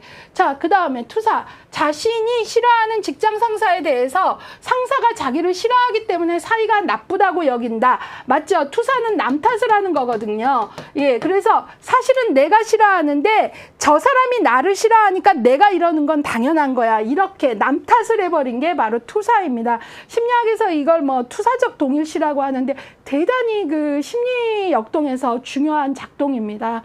예. 투사 맞았습니다. 남 탓을 하는 거죠. 사실은 내가 싫어하면서 저 사람이 나를 싫어하기 때문에 나를 싫어한다라고 얘기를 하는 거죠. 자, 그 다음에 반동 형성. 관심이 가는 이성에게 오히려 짓궂은 말을 하게 된다. 그렇죠. 반동 형성. 미운 놈 떡 하나 더 주는 내 원래 마음과 정반대로 하는 거잖아요. 어린아이들 보면 관심 있는 여자아이 머리끄덩이 잡아당기지 관심 없는 아이 머리끄덩이 잡아당기지 않거든요. 예, 그래서 바로 반동 형성. 미운 놈 떡 하나 더 준다. 같은 맥락이고요. 그러면 1, 2, 3, 4는 다 맞았고요. 전치 보겠습니다. 전치. 낮은 성적을 받은 이유를 교수가 중요하지 않은 문제만 출제한 탓이라고 여긴다. 아니죠. 전치는 뭐냐면 내가 나보다 약한 사람에게, 덜 위험한 사람에게 감정을 표출하는 거죠. 그래서 제가 전치는 뭐 종로에서 뺨 맞고 한강 가서 화풀이 하는 거, 아버지에게 혼나고 동생한테 짜증내는 것 같은, 그래서 바로 나보다 약한 대상에게 화풀이하는, 감정 처리하는 이런 걸 전치라 그랬잖아요. 그래서 이 내용은 전체하고는 상관이 없어요. 그럼 이 내용은 뭘까? 낮은 성적을 받은 이유를 교수가 중요하지 않은 문제만 출제했다. 그러면 중요하지 않은 문제만 출제했기 때문에 낮은 성적을 받았어. 중요하지 않은 문제만 냈잖아. 이거는 합리화죠. 내 낮은 성적은 중요하지 않은 문제가 나왔기 때문이야. 그 다음에 또 하나 뭐죠? 누가 그랬대요? 교수가. 내 낮은 성적은 교수 때문이야. 남 탓을 하고 있죠. 그래서 여기에는 두 가지가 보입니다. 합리화하고 남 탓을 하니까 투사가 있죠. 예, 그래서 이런 것들을 전문적인 용어로 합리화에는 하위 유형이 여러 가지가 있는데 그 중에 합리화의 하위 유형 중 하나를 바로 투사형 합리화라고 합니다. 그래서 이 문제는 정확히 여기에 나타난 건 바로 합리화 중에 투사형 합리화 중에 투사도 보이기 때문에 투사형 합리화라고 볼 수 있습니다. 자, 그래서 이 문제의 정답은 옳지 않은 것 5번이고요. 정답률 50%밖에 안 됩니다. 자, 방어기제도 우리가 충분히 예측할 수 있는 문제거든요. 근데도 50%밖에 안 되면 방어기제에서도 뭐예요? 각각의 방어기제의 명명과 명제로서의 키워드 공부가 안 돼서 예제가 나왔을 때 각각의 명제의 키워드가 탁탁 안 보이는 거예요. 그러면 이런 식으로 정답률이 떨어지게 되는 거거든요. 그래서 여러분들이 자꾸 문제 풀어보셔야 되고요. 문제풀이를 통해서 내가 개념을 공부한 것 같아도 와, 내가 개념을 공부한 거 기본뼈대 세운 것 같은데 정말 문제풀이 근육이 없네? 이것들을 발견을 하셔야 된다라는 강조를 하고 가겠습니다. 자, 이번에는요, 여러분들하고 12번 문제 풀어보도록 하겠습니다. 삐아제에 관한 문제가 나왔습니다. 삐아제 이론에 관한 설명으로 옳지 않은 것 찾겠습니다. 틀린 것 찾겠습니다. 삐아제 정말 단골손님입니다. 인간은 자신과 환경 사이에 조화로운 관계인 평형화를 이루고자 하는 경향성이 있다. 맞죠? 그래서 삐아제에서 어때요? 인지적 조절, 지적 조절 뭐 이런 거 하고 인지적 적응을 위한 노력 언제예요? 불평형화. 바로 평형화가 깨졌을 때 어때요? 바로 뭘로 가고 싶어요? 평형화로 가고 싶어서 인지적, 지적 작용을 사용하게 되잖아요. 그러니까 맞는 거죠. 평형화를 추구하는 경향이 있다라는 것. 2번, 감각운동기에는 대상 영속성을 획득한다. 맞죠? 제가 항상 대상 영속성에 대해서 나올 때마다 강조 드리는 게 감각운동기에는 대상 영속성을 획득하지만 이게 확립되는 건 언제라 그랬죠? 전조잡기라 그랬죠. 이게 단어들을 조금 잘 보셔야 돼요. 그래서 전조잡기 되면 확립이 되고 감각운동기에는 대상 영속성이 이거 명확히 말하면 획득되기 시작한다. 이렇게 보셔야 됩니다. 그래서 확립은 언제 되는 거죠? 전조잡기. 근데 이때 획득이라는 말 쓴 거는 맞으니까 맞다라는 거예요. 근데 나온 김에 확립은 전조잡기라는 것까지 알고 가자. 이 얘기입니다. 자, 그래서 이것도 맞고요. 3번. 조절은 새로운 정보를 접했을 때 기존의 도식을 변경하는 것이다. 맞죠?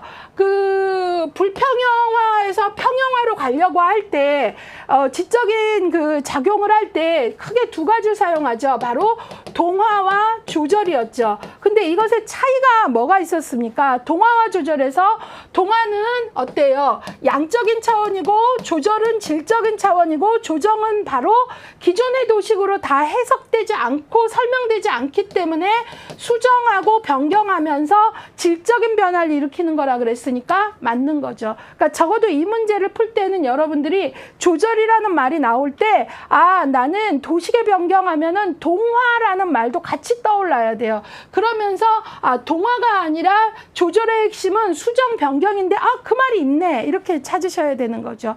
자, 그 다음에 구체적 조작기에는 추상적 사고가 가능해진다. 옳지 않은 것의 답은 4번이죠. 자, 삐아제는 인지발달 단계를 감각운동기, 전조작기, 구체적 조작기, 형식적 조작기로 말했는데 구체적 조작기는 7에서 12세고 형식적 조작기는 청소년기인데요. 구체적 조작기는 추상적 사고가 되지 않는다 그랬잖아요. 추상적 사고는 형식적 조작기 가야 된다고 했잖아요. 그래서 구체적 조작기에 추상적 사고가 가능해진다가 틀린 거죠. 추상적 사고는 형식적 조작기에 와야 되고 구체적 조작기에 구체적이라는 말은 전조작기에 비해서 보존 개념은 성립되었으나 아직 눈에 보이고 현실적으로 오감각으로 만지고 느낄 수 있고 이런 어떤 거에 대해서만 논리적인 판단이 가능하고 추상적인 유추나 이런 것까지는 안 되더라라고 설명했었죠. 그걸 기억을 하셔야 됩니다. 자, 그래서 옳지 않은 것은 4번입니다. 결국 이 문제에서도 중요한 거, 인행사에서 그렇게 강조한 거, 삐아제의 인지발달 단계는 어느 한 단계의 특징만 분절적으로 알면 문제 못 풉니다. 연속선상에서 비교하셔야 풀립니다. 그 얘기죠. 자, 5번. 보존 개념을 획득하기 위해서는 동일성, 가역성, 보상성의 원리를 이해해야 된다. 맞았죠? 바로 보존 개념은 구체적 조작기에 획득을 하게 되고 이제 확립이 되는데 이때 보존 개념이 생기려면 동일성, 가역성, 보상성의 원리가 있어야죠. 동일성 뭐죠? 더하거나 빼지 않았으면 똑같다. 보상성.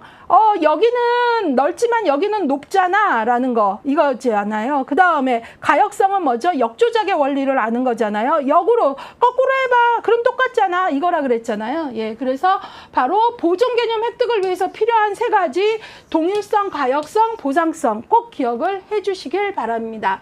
자, 그래서 옳지 않은 것은 4번이고요. 정답률 56% 나왔습니다. 상대적으로 좀 어렵게 느꼈다라는 거죠. 예, 그래서 이런 부분에서 나는 어디서 넘어질 수 있나 스스로 물어보시면 좋겠습니다. 자, 그러면 이 문제도 풀었고요. 자, 이번에는 여러분들하고요. 13번 문제 풀어보도록 하겠습니다. 여기는 이제 브롬펜브레너의 생태체계 이론에 관한 문제가 나왔습니다. 생태체계 이론의 중간체계에 관한 설명으로 옳은 것 찾는 문제입니다. 옳은 것을 고르는 문제입니다. 예. 1번 미시체계 간의 상호작용에 초점을 둔다. 그렇죠. 자, 중간체계라는 것은 브롬펜브레너는 유기체를 둘러싼 체계 중에 직접 상호작용하는 미시체계가 있었고, 미시체계들 간의 이 상호작용을 뭐라 그랬어요? 미시체계 간의 상호작용을 바로 중간체계라 그랬잖아요. 맞았죠. 예, 그래서 옳은 설명은 1번입니다. 정확한 중간체계의 가장 정확한 설명이죠. 그래서 제가 완득이 얘기할 때 완득의 아버지와 동주 선생과의 관계 같은 것들이 각각의 미시체계지만 서로의 상호작용, 이게 바로 중간체계다, 이런 얘기를 했었잖아요. 그걸 기억하시면 됩니다. 자, 그 다음에 나머지 왜 틀렸나 보는 게 필요하겠죠. 빠르게 한번 보도록 하겠습니다. 2번 개인이 직접적으로 대면하는 체계는 미시체계에 대한 정의죠. 예. 3번 신념, 태도, 전통 등의 영향력을 행사한다 그랬잖아요. 자, 신념, 태도, 전통 체계 등을 통해 영향력을 행사하는 건 거시체계이죠. 그리고 이런 거시체계들의 대표적인 예가 문화, 정치, 사회, 법 이런 것들이었고요. 그 다음에 대표적인 그래서 이거는 지금 틀린 것들이고요. 대표적인 중간체계로 가족과 집단을 둘 수 있다. 예, 틀렸죠. 여러분, 이거 제가 이제 이게 조금 설명을 해야 돼요. 항상 제가 어떤 얘기를 하냐면 생태체계 이론 배울 때 중간체계라는 말이 생태체계 이론에서 쓰이는 개념 정의와 실천론과 기술론 맨 앞에 1장에 나오는 실천의 대상의 크기에 따른 분류에 있어서의 중간체계 같은 뜻 아니라고 했잖아요. 그쵸? 바로 실천론, 기술론 맨 앞에 클라이언트의 규모별 구분을 할 때 중간체계는 미시체계는 개인, 가족 하고 중간체계는 의미가 부여되는 집단이라고 했잖아요. 그쵸? 그 얘기예요. 그래서 여기 대표적인 중간체계로 가족과 집단은 바로 실천론 1장에 대상의 크기에 따른 분류에 대한 정의를 여기다 툭 넣어준 거예요. 그러니까 이거는 출제자가 되게 영리한 거죠. 같은 용어, 명명은 같지만 이게 챕터에 따라 문제 범주에 따라 전혀 다른 거 알고 있는지 물어본 거잖아요. 바로 그 함정을 판 거예요. 어떤 얘기인지 아시겠죠? 그래서 얘도 틀린 거죠. 예, 그래서 가족이나 집단, 특히 의미가 부여되는 집단을 말하는 거는 뭐예요? 중간체계이고, 제가 가족은 학자들이 미시에 넣기도 하고 중간에 넣기도 합니다. 크기에 따른 분류에서 얘기했었잖아요. 자, 그 다음에 문화, 정치, 사회법, 종교 등이 해당한다라고 했는데 이거는 거시체계이죠. 지금 문제는 중간체계잖아요. 그래서 1번이 중간체계에 대한 설명으로 맞는 것 77%이죠. 여기 보시면 4번이 13%나 나온 건 이 13%에 해당하는 친구들은 바로 브롬펜브레너의 생태체계 구성에서 말하는 중간체계와 실천론 1장에 나오는 개입의 단위, 크기별 구분의 중간체계를 구분하지 못한 친구들이라는 거죠. 아셨죠? 예, 그래서 문제의 의도가 보이는 공부를 하셔야 됩니다. 예, 공부는 그냥 오랜 시간 했는데 끊임없이 공부할수록 헷갈리는 공부하시면 안 된다라는 거예요. 강의를 들으면서 그 강의하는 사람이 헷갈릴 만한 요소들을 찾아드리잖아요. 그래서 제가 기본 강의 들으시라는 거예요. 왜냐면 강사는 꾸준히 계속 문제 유형을 받고 어디서 헷갈리고 어디서 함정을 파는지 보니까, 그래서 여러분들이 그런 유형성을 조금 가져가셨으면 하는 부탁을 드리는 겁니다. 자, 이번에는요 여러분들하고 14번 문제 풀어보도록 하겠습니다. 자, 체계로서의 지역사회에 관한 설명으로 옳은 것을 모두 골라라 그랬습니다. 지역사회에 관한 문제가 나왔어요. 특이하게도 보통 지역사회는 따로 과목이 있어서 인행사에서는 잘 다루지 않았는데 바로 22회에는 지역사회에 대한 체계의 한 단위로 지역사회에 대한 문제가 단독 문제로 나오는 특이점을 보이고 있습니다. 옳은 것 1번 지역사회입니다. 지역을 중심으로 형성된 공동체적 특징을 지닌다. 맞죠? 여기 뭐 틀린 게 하나도 없죠. 지역을 중심으로 지리적인 것도 공동체적 특성. 같은 지역에 사는 사람들이 또 어때요? 같은 공동체적 마인드가 있으니까 맞았고요. 니은. 구성원에게 사회 규범에 순응하도록 규제하는 사회 통제의 기능을 한다. 맞죠? 지역복지론 보면 길버트 스펙트의 지역사회 기능 중에 사회 통제의 기능을 하는 거 뭐가 있었어요? 사회 통제의 기능. 정치제도 있었잖아요. 맞았습니다. 사회가 향유하는 디귿, 지식, 가치 등을 구성원에게 전달하는 기능. 이거는 뭐가 하죠? 길버트 스펙트가 말하는 기능 중에 바로 그 구성원들에게 사회적 가치나 이런 것들을 전달하는 거 바로 사회화 기능, 가족제도가 이것들을 사회화 기능으로 담당했잖아요. 이것도 맞죠.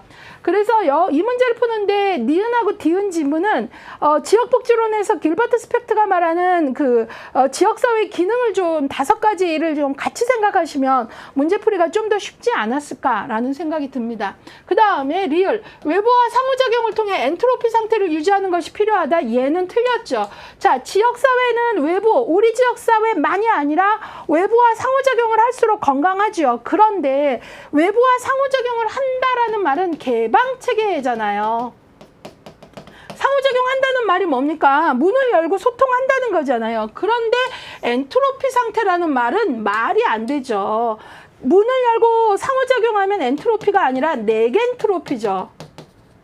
그래서 맞는 것은 기억, 니은, 디귿 3번이고 정답률은 79%입니다. 그러니까 결국은 여기서도 틀린 지문을 찾기 위해서는 체계 이론의 주요 개념, 엔트로피, 네겐트로피. 엔트로피는 폐쇄체계, 네겐트로피는 개방체계. 이 연결이 되셔야 된다라는 거죠. 예, 그래서 그 얘기 또 강조하고 가고요. 자, 이번에는요, 여러분들하고요, 15번 문제를 풀어보도록 하겠습니다. 앞서서도 지금 생태체계의 중간체계에 대한 문제가 나왔는데요. 이번 22회에는 생태체계 관련해서 브롬펜브레너 이론에서 문제가 또 나왔어요. 15번 브롬펜브레너의 생태체계 이론에 대해서 다음이 설명하는 다음에 해당하는 개념은 무엇이냐 해서 박스 안에 어떤 설명을 하고 이건 뭐냐 그랬어요. 자, 브롬펜브레너. 여러분, 브롬펜브레너는요, 유기체가 있다면 미시체계가 있고, 미시체계들 간에 상호작용하는 어때요? 중간체계가 있고, 또 이것을 둘러싸서 직접 영향을 미치지는 않지만 영향을 미치는 외체계를 설명하고 있고, 더 큰 정치, 경제, 사회, 문화 같은 거시체계를 설명했죠. 미시, 중간, 외체계, 거시체계 설명하고 이거로 설명되지 않는 수직적 차원, 시간적 차원이 있다. 그래서 시간체계, 바로 크로노체계를 설명하고 있습니다. 그래서 브롬펜브레너는 연구 후반에 시간체계를 추가했다. 이런 얘기들을 제가 했어요. 자, 브롬펜브레너의 생태체계 이론에서, 그러니까 생태체계 구성이죠. 여기 보시면 미시, 외체계, 거시, 뭐 시간체계 이런 거 있으니까 이거는 브롬펜브레너의 생태체계 구성을 말하는구나. 여기서 여러분들은 피드백은 확실히 지워야 돼요. 처음부터. 이거는 생태체계 이론에 들어가지도 않는 개념이니까요. 그러면 답의 범주는 1, 4, 1, 2, 3 혹은 5번이겠죠. 이제 박스 안에 읽어보도록 하겠습니다. 전 세계에 걸쳐 발생하는 변화와 사회 역사적 환경을 포함한다. 전 생애에 걸쳐 발생하는 변화. 여기서 냄새를 탁 맡으셔야 돼요. 전생에 나오니까 이거 시간 아닐까? 자, 이제 확답을 주나 볼까요? 인간의 생애 단일 사건뿐 아니라 시간의 경과와 함께 연속적으로 일어나는 사건들이 누적되어 영향을 미치는 걸 보여준다. 시간의 경과에 따라 시간의 영향력을 얘기하는 거잖아요. 예, 그래서 제가 어느 시대에 태어났느냐가 또 영향을 미치더라. 바로 시간체계. 예, 그래서 브롬펜브레너가 말하는 크로노 시스템이라 그러죠. 그래서 정답은 시간체계입니다. 5번. 예, 그래서 요 문제 문제는 브론펜브렌의 생태체계 구성에 각각의 미시, 중간, 외체계, 거시체계, 시간체계의 개념 정의, 개념적 뜻을 알고 있는가를 물어보는 문제입니다. 꾸준히 문제를 분석하다 보면 생태체계 이론이 꾸준히 문제로 기출되고 있고 한 회에 생태체계 이론에서 한 문제 이상이 나오기도 하죠. 이번 22회에도 그랬잖아요. 그래서 이런 부분들은 공부할 때 비중을 놓치지 않으셔야 되겠다. 75%의 정답률 보이고 있습니다. 이번에는 16번 문제로 가도록 하겠습니다.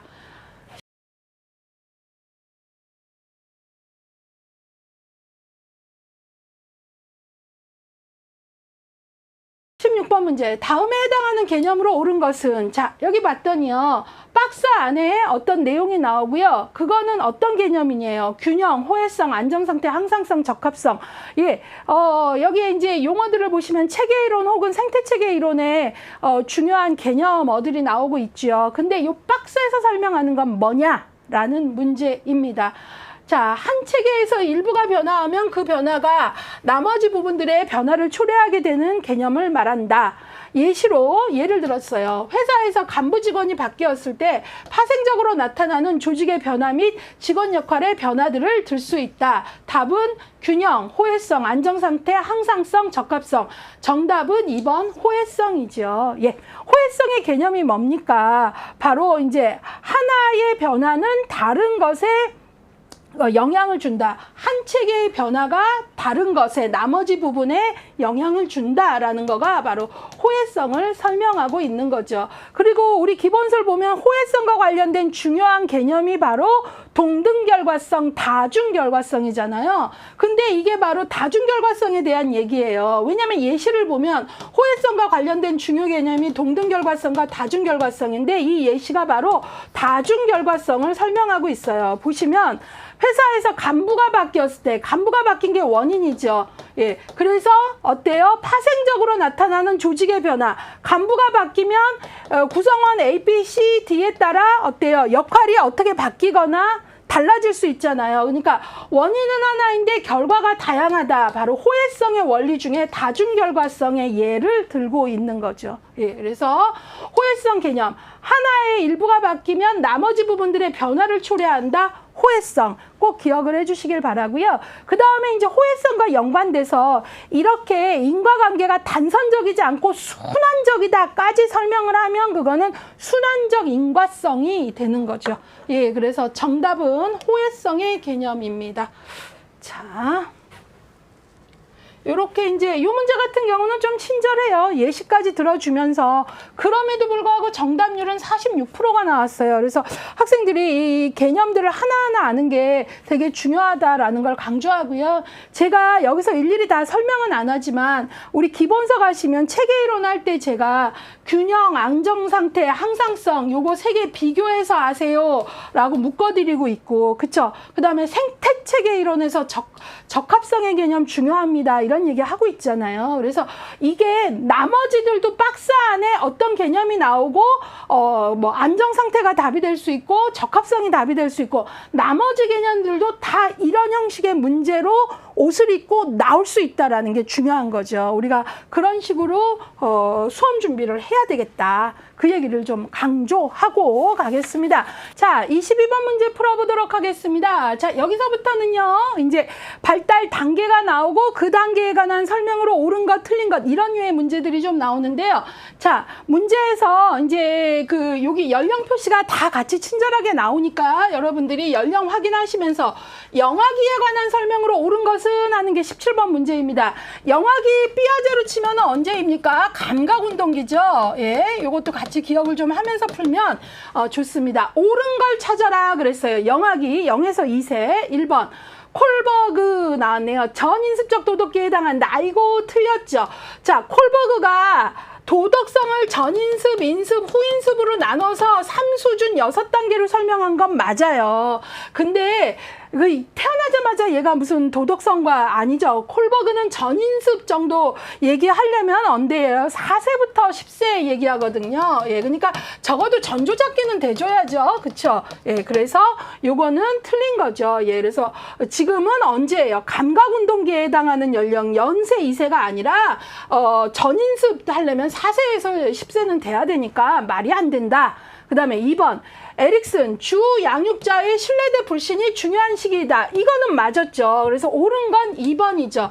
자, 에릭슨 신뢰대 불신 가장 첫 번째죠. 예, 그래서 주 양육자와의 애착이 되게 중요한 시기고 이때 주 양육자의 일관성에 의해서 애착이 형성되면 인생에서 희망이라는 긍정적 자아 특질을 갖게 된다라고 우리가 배웠죠. 예, 그래서 옳은 것은 2번입니다. 하나도 뭐 틀린 게 없죠. 이제 나머지 볼게요. 3번 삐아제 보존 개념이 확립되는 시기이다. 아이고 틀렸죠. 보존 개념이 확립되는 거 언제예요? 영학이 아니라 학교 들어가 구체적 조작기죠. 예.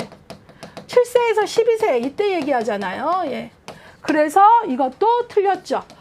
자, 그 다음에 지금 영학입니다. 영학이 4번 프로이트의 거세 불안을 경험하는 시기이다. 아이고 프로이트 거세 불안 나오면 오이디푸스 컴플렉스 나와야 되고 남근기잖아요.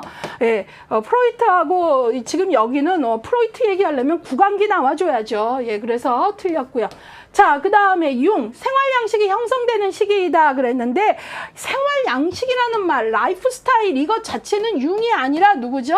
아들러이죠. 예, 이것도 이제 뭐 연결 설명도 틀렸고요. 예, 자, 그래서 영아기에 관한 설명으로 옳은 것은 몇 번입니까? 2번이 답이 되겠습니다. 정답률 한번 볼까요? 90% 나왔네요.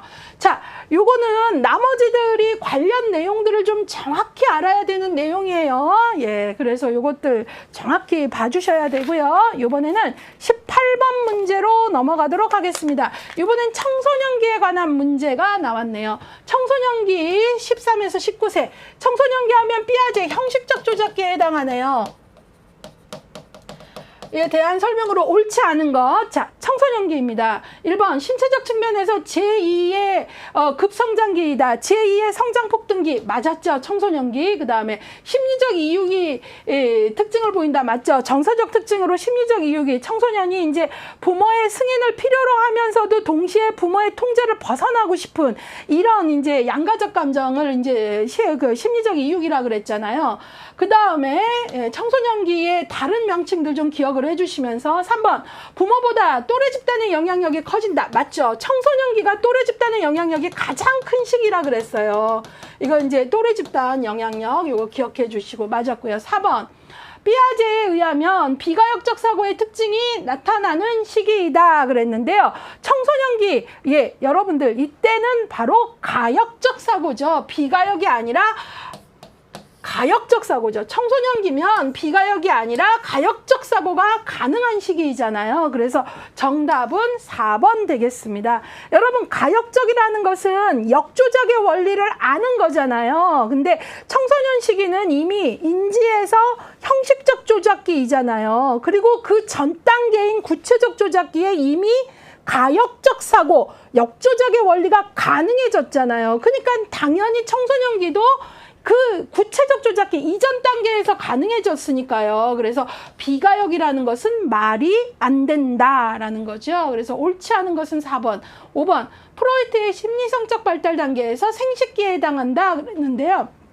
이거 맞았죠. 예, 프로이트의 단계에서 프로이트는 요 시기까지 이제 얘기를 했는데요. 예, 그래서 틀린 것은 4번 되겠습니다. 자, 여기 가역, 비가역 이런 것들 정확히 읽어내셔야 되고요. 정답률은 76% 정도 보입니다. 자, 요거 보셨고요. 자, 요번에는요, 여러분들하고 19번 문제 같이 풀어보도록 하겠습니다. 자, 유아기 3세에서 6세입니다. 이 시기에 대한 설명으로 옳지 않은 것은 그랬어요. 3세, 6세 정도입니다. 자, 유아기, 우리가 유아기 3세, 6세면 전조잡기네요. 그쵸? 감각운동기 다음, 예. 이때로 옳지 않은 것. 1번 자신의 성을 인식하는 성 전체성이 발생한다. 발달한다. 맞죠? 나는 여자야, 너는 남자잖아. 뭐 이런 것들 발생한다 그랬죠. 그러면서 성 역할 고정관념이라거나 이런 것들도 조금씩 생긴다. 그래서 이때 이제 성 정체성 발달 중요하다 얘기했어요. 두 번째, 놀이를 통한 발달이 활발한 시기이다. 그럼요. 그래서 이때 너무 중요하죠. 보통 3, 4세의 상상놀이, 그 다음에 이제 4, 6세 넘어가면서 아이들이 집단놀이 해갖고 제가 상상놀이, 집단놀이 이런 것들 해갖고 놀이에 대한 개념들 중요하다라고 얘기를 했죠. 예, 맞았고요. 3번, 신체적 성장이 영아기보다 빠른 속도로 진행된다. 얘가 틀렸네요. 신체적 성장이 영아기보다 빠르지 않죠. 우리가 보통 성장의 폭발이 이루어지는 시기가 영아기하고 그 다음에 청소년기잖아요. 예. 그래서 영아기에서 제1 성장폭등기, 청소년기가 제2의 성장폭등기잖아요. 그쵸? 예. 그래서 옳지 않은 것은 3번 되겠습니다. 자, 그 다음에 4번, 언어 발달이 현저하게 이루어지는 시기이다 그랬는데요. 이때 너무너무 아이들 귀엽고 예쁘잖아요. 예, 뭐 전조잡기 말 너무너무 막 그냥 놀랍게, 뭐 한 달 있다가 보면 말 또 확 늙고 막 그러잖아요. 그러니까 언어 발달이 현저하게 이루어진다. 맞았고요. 5번, 정서적 표현의 특징은 일시적이며 유동적이다. 맞습니다. 우리 기본서 보시면 요 시기에 이제 뭐 걸음막이나 이런 데 보면 이런 문장 나와요. 정서적 분화가 두드러지고 정서가 다양해지고 그 다음에 어떤 하나의 정서의 지속 시간이 짧고 강렬하고 변하기 쉽다. 이런 표현이 나오거든요. 그게 바로 정서적 표현의 특징이 요 시기에 유아기에는 일시적이며 유동적이다라는 것과 같은 맥락의 문장이지요. 예. 자, 그래서 옳지 않은 것은 몇 번입니까? 3번입니다. 정답률 86% 보이고 있습니다. 예. 자, 이번에는요, 20번 문제로 넘어가겠습니다. 지금 계속 어때요? 시기별 특징에 대한 거, 이제 우리 교재 후반부에 대한 문제들이 나오는 거죠. 청년기에 관한 설명으로 옳은 것은 그랬어요. 청년기입니다. 1번. 에릭슨의 근면성 발달을 중요한 과업으로 보았다 그랬는데요. 에릭슨의 근면성 아니죠. 청년기면 친밀감이 아주 중요한 때잖아요. 그래서 친밀감 대 고립, 이게 바로 청년기의 특징이죠. 예, 그래서 그거 틀렸다라는 걸 알고 계셔야 되고요. 근면성이 중요한 건 언제예요? 애들이 6세, 12세 학년기. 그래서 근면성을 얻으면 뭐 유능감 이런 얘기 했잖아요. 예, 그래서 이게 틀렸고 친밀감 대 고립이다. 청년기는 2번. 다른 시기에 비하여 경제적으로 안정되어 있고 직업에서도 높은 책임을 갖게 된다. 아니죠. 청년기는 직업을 찾는 시기예요. 그래서 틀린 거죠. 이 문장이 구태여 어느 시기에 맞냐 그러면 중년기이지만 중년기에서도 뭐 모두가 이렇지는 않습니다. 자, 그 다음에 3번 빈둥지 증후군을 경험하는 거, 이것도 중년기죠. 자, 그래서 틀렸고요. 4번 또래와의 상호작용을 통하여 자아개념이 발달하기 시작한다 그랬는데요. 또래와 상호작용을 통해서 자아개념이 조금씩 발달하기 시작하는 것은 오히려 3에서 6세 유아기로 봐야 돼요. 3에서 6세. 그래갖고 이 자아개념이 요 다음에 아동기로 가면은 긍정적 자아 개념은 자존감이 높은 아이가 되는 거고 부정적 자아 개념은 자존감이 낮은 아이가 된다. 이런 얘기까지 기본서에서 설명을 했어요. 그래서 자아 개념 발달 시작은 3세에서 6세로 보셔야 돼서 틀린 거고요. 청년기 5번 직업 준비와 직업 선택에 대한 의사결정을 하는 시기이다. 이게 맞은 문장이죠. 청년기 하면 뭐 친밀감과 관련돼서 배우자의 선택, 뭐 그다음에 더 중요하게 이제 많이 또 요즘에 얘기되는 게 이제 요즘이 아니라 청년기에서 이제 직업 준비와 직업 선택의 의사결정 이런 거죠. 그만큼 청년기가 스트레스가 높은 시기이기도 합니다. 자, 그래서 옳은 것은 5번이고요. 정답률은 92% 보이고 있기 때문에 추가 설명은 하지 않겠습니다. 자, 이번에는요 21번 문제 같이 가도록 하겠습니다. 제가 칠판 지우개 좀 줍고요. 아이고. 자, 이번에는 21번 문제 같이 풀어보도록 할게요. 생애 주기와 발달적 특징의 연결로 옳지 않은 것은 그랬어요. 그러니까 생애 주기와 발달적 특징을 연결을 했단 말이에요. 근데 이 중에 틀린 것을 찾아라 그랬어요. 예, 영아기 0세에서 2세 애착 발달 너무 중요하죠. 바로 신뢰. 주 양육자의 일관성 너무 중요하죠. 예, 그래야 이제 애착이 잘 형성돼서 안정 애착이 되잖아요. 맞았고요. 2번 아동기 자아 정체감 확립. 아이고, 정체감은 우리가 청소년기, 청년기 초기 얘기하잖아요. 예, 그래서 옳지 않은 것의 답은 2번이죠. 청소년기 제2차 성징의 발달, 이거는 맞았죠. 그래서 제2의 뭐 성장 폭등기하고도 연결되는 내용이고요. 중년기 신진대사의 저하, 예, 부정할 수 없습니다. 방금 저도 즐겨주시면서 그냥 저절로 아이고 아이고 소리가 나와요. 예, 이게 이제 중년기 신진대사의 저하. 예, 그 다음에 5번 노년기, 예, 내향성과 수동성의 증가 맞죠? 예, 그래서 우리가 노년기의 성격 특성 제가 할 때 강조했죠. 외향성 증가하면 아닌 거고 능동성 증가 아니면 아니다. 내향과 수동성의 증가가 좀 더 노년기의 보편적 특징이다. 이런 얘기들 했잖아요. 예, 그래서 옳지 않은 것은 2번이고요. 84%의 정답률 보이고 있습니다. 이것은 뭐 조금 난이도가 높지 않은 거예요. 그래서 요거 이제 요것들도 근데 조금 뭐 난이도 높게 문제를 만들자면 얼마든지 만들 수 있거든요. 그래서 그런 거 좀 특성들 좀 보시고요. 이번에는 22번 문제 같이 보도록 하겠습니다. 22번 문제 같은 경우 이거 좀 정답률 좀 떨어지더라고요. 그래서 태내기, 수정에서 출산까지 관련된 문제로 옳지 않은 것 한번 찾아보도록 하겠습니다. 1번 배종기는 수정 후 수정란이 자궁벽에 착상할 때까지의 시기를 말한다. 맞았습니다. 이거를 다른 말로 같은 걸 배란기라고도 해요.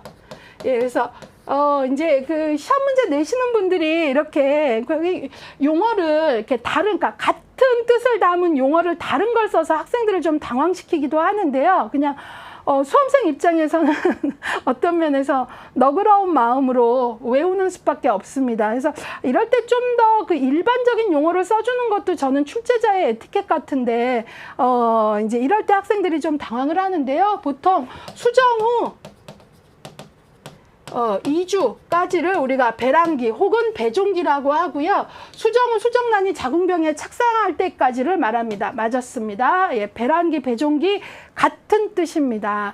자, 2번 임신 3개월이 지나면 태아의 성별 구별이 가능해진다. 맞는 내용이고요. 3번 양수검사를 통해서 다운증후군 등 다양한 유전적 경험을 판별한다. 맞습니다. 그래서 이 양수검사 같은 경우에 이제 선천적 기형을 알아내기 위한 그런 어떤 검사로 많이 쓰입니다. 4번 임신 중 어머니의 과도한 음주는 태아 알코올 증후군을 초래할 수 있다. 맞았습니다. 이 얘기는 뭐 우리가 FAS 해갖고 우리 기본서에서도 설명을 해드렸습니다. 5번 배아의 구성은 외배엽과 내배엽으로 이루어지며 외배엽은 폐, 간, 소화기관 등을 형성한다 했는데 틀린 것은 5번입니다. 외배엽, 내배엽, 뭐 중배엽 이런 게 나오는데요. 폐, 간, 소화기관을 형성하는 건 외배엽이 아니라 내배엽입니다. 그래서 옳지 않은 것은 5번 되겠습니다. 그래서 여러분들이 내배엽은 바로 이렇게 폐간, 소화기관 등을 형성하고요. 외배엽은 신경계로 분화돼서 척추, 말초신경, 뇌 등을 형성합니다. 그래서 그걸 좀 구분해 주시길 바라고요. 중배엽이라는 개념도 있어요. 그거는 근골격, 심혈관, 비뇨, 생식조직 등을 형성합니다. 자, 그래서 여기서 이제 뭐 내배엽, 외배엽 이런 개념 조금 정리해 주시길 바라고요. 요 문제 정답률이 좀 떨어지죠. 51% 정도 되거든요. 그래서 이런 거 보시고요.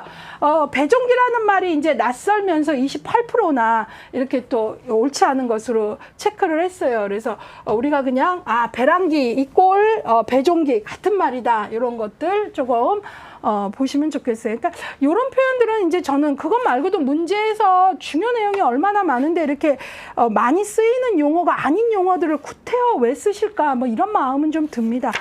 자, 그 다음에 이번에 23번 문제 같이 풀어보도록 하겠습니다. 중년기에 관한 설명으로 옳은 것 찾으라 그랬어요. 중년기입니다. 예. 에릭슨에 의하면 생산성대 침체라는 심리사회적 위기를 극복하게 되면 돌봄의 덕목을 갖추게 된다. 맞았죠? 중년기는 에릭슨의 전생의 발달 단계 중에 위기과업이 생산성대 침체 맞았고요. 그 다음에 이때 생산성을 갖게 되면 긍정적 자아 특질로 케어, 돌봄의 능력 혹은 돌봄이라고도 하고요. 책에 따라 배려의 능력이라고도 합니다. 그래서 정답은 1번이 맞는 겁니다. 예, 제가 늘 말씀드리는데 에릭슨에 있어서의 생산성이라는 것은 내 자녀를 양육하는 생산성뿐만 아니라 뭐 조직에서 후배들을 돌보는 능력, 배려의 능력 이런 것도 다 포함하는 중년기에 가족뿐만 아니라 조직 생활에서도 요구되어지는 그런 생산성이다라고 얘기했습니다. 예, 맞고요.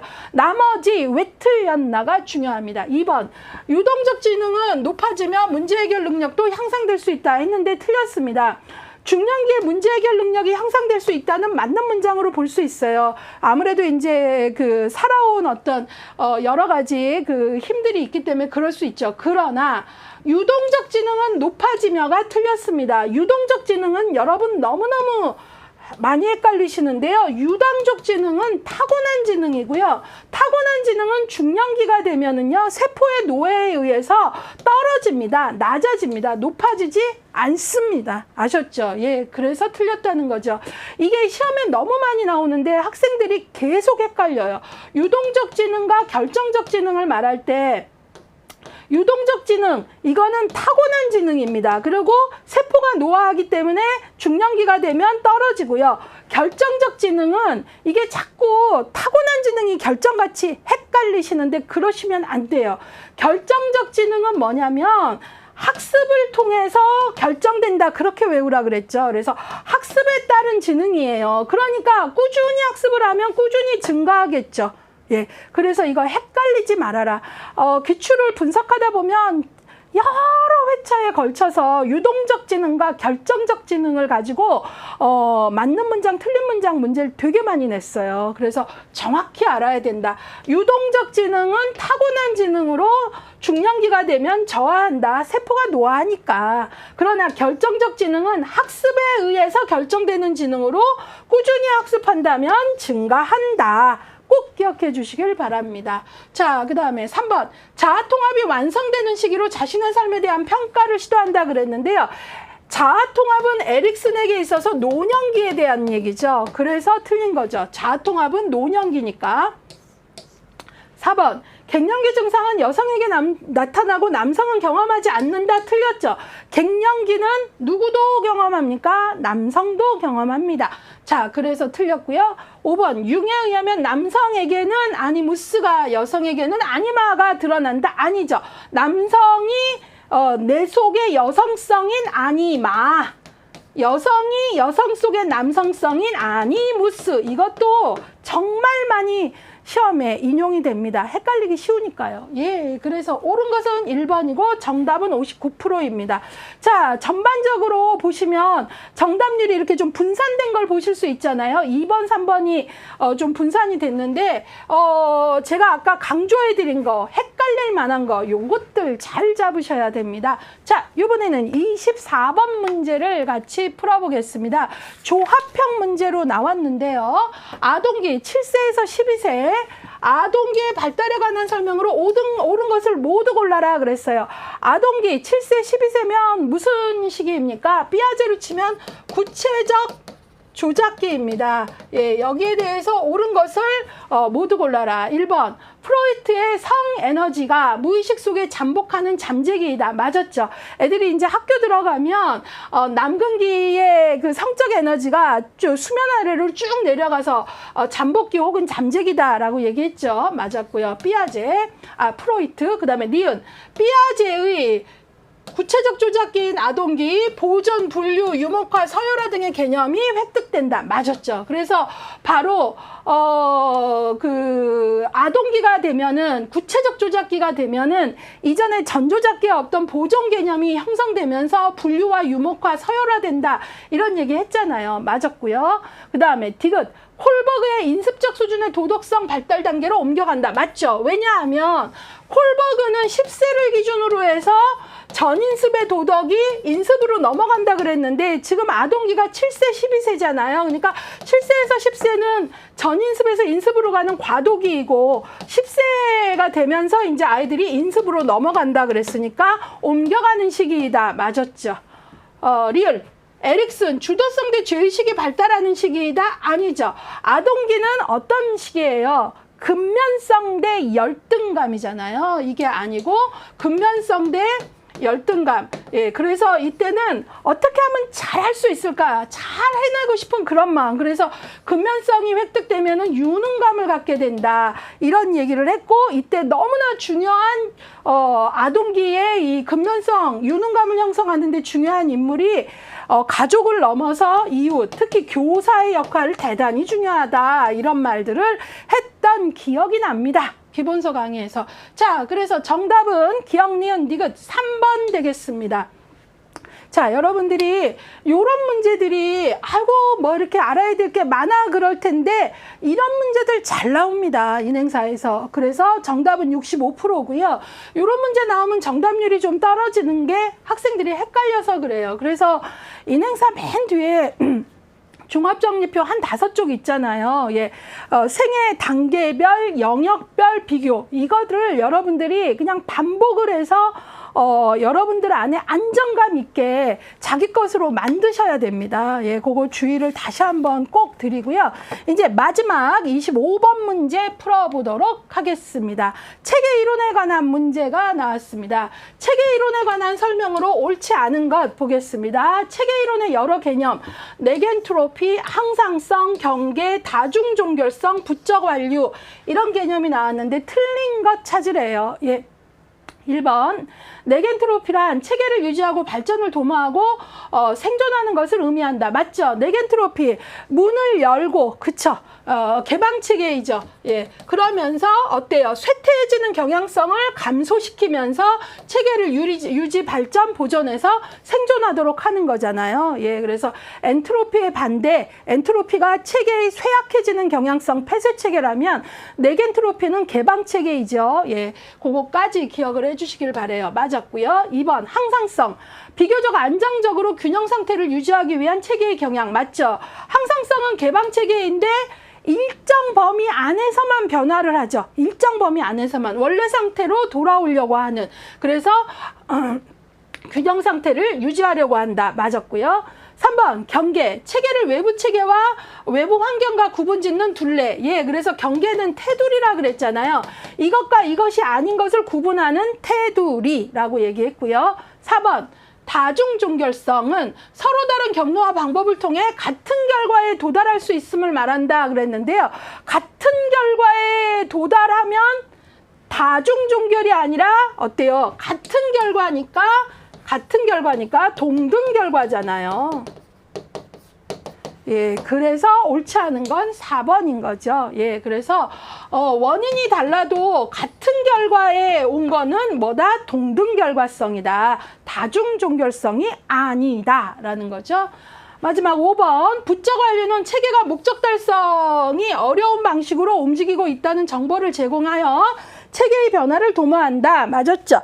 예, 여러분들이 여기 변화는 정적 완료잖아요. 그런데 그게 아니라 여기서 변화는 변화로 나아간다 이게 아니라 바로 부적 완료, 원래 상태를 유지하려는 변화를 도모한다. 그 뜻의 의미입니다. 그래서 문맥을 정확히 읽으셔야 돼요. 그래서 부적 완료는 어떤 막 변화로 나아가려는 거를 어려운 방식으로 그 변화를 거부하면서 그런 걸 정보를 제공해서 체계가 변화하지 않도록 하는 변화를 도모한다. 그런 의미예요. 예, 그래서 주의하셔서 듣기를 바랍니다. 그래서 이제 정적 완료, 부적 완료와 관련돼서도 이제 문제가 뭐 인행사에서도 나올 수 있지만 기술론에서도 나올 수 있고 기술론에서는 특히 뭐 가족 부분에서는 예제로 나올 수 있다 이러는 거죠. 예, 그래서 부적 완료는 특히 체계의 항상성을 유지하고 유지하려는 것. 그래서 아주 부분만을 이제 변화시키면서 세계 전체는 유지하려고 하는 경향이다라는 거 다시 한번 강조하도록 하겠습니다.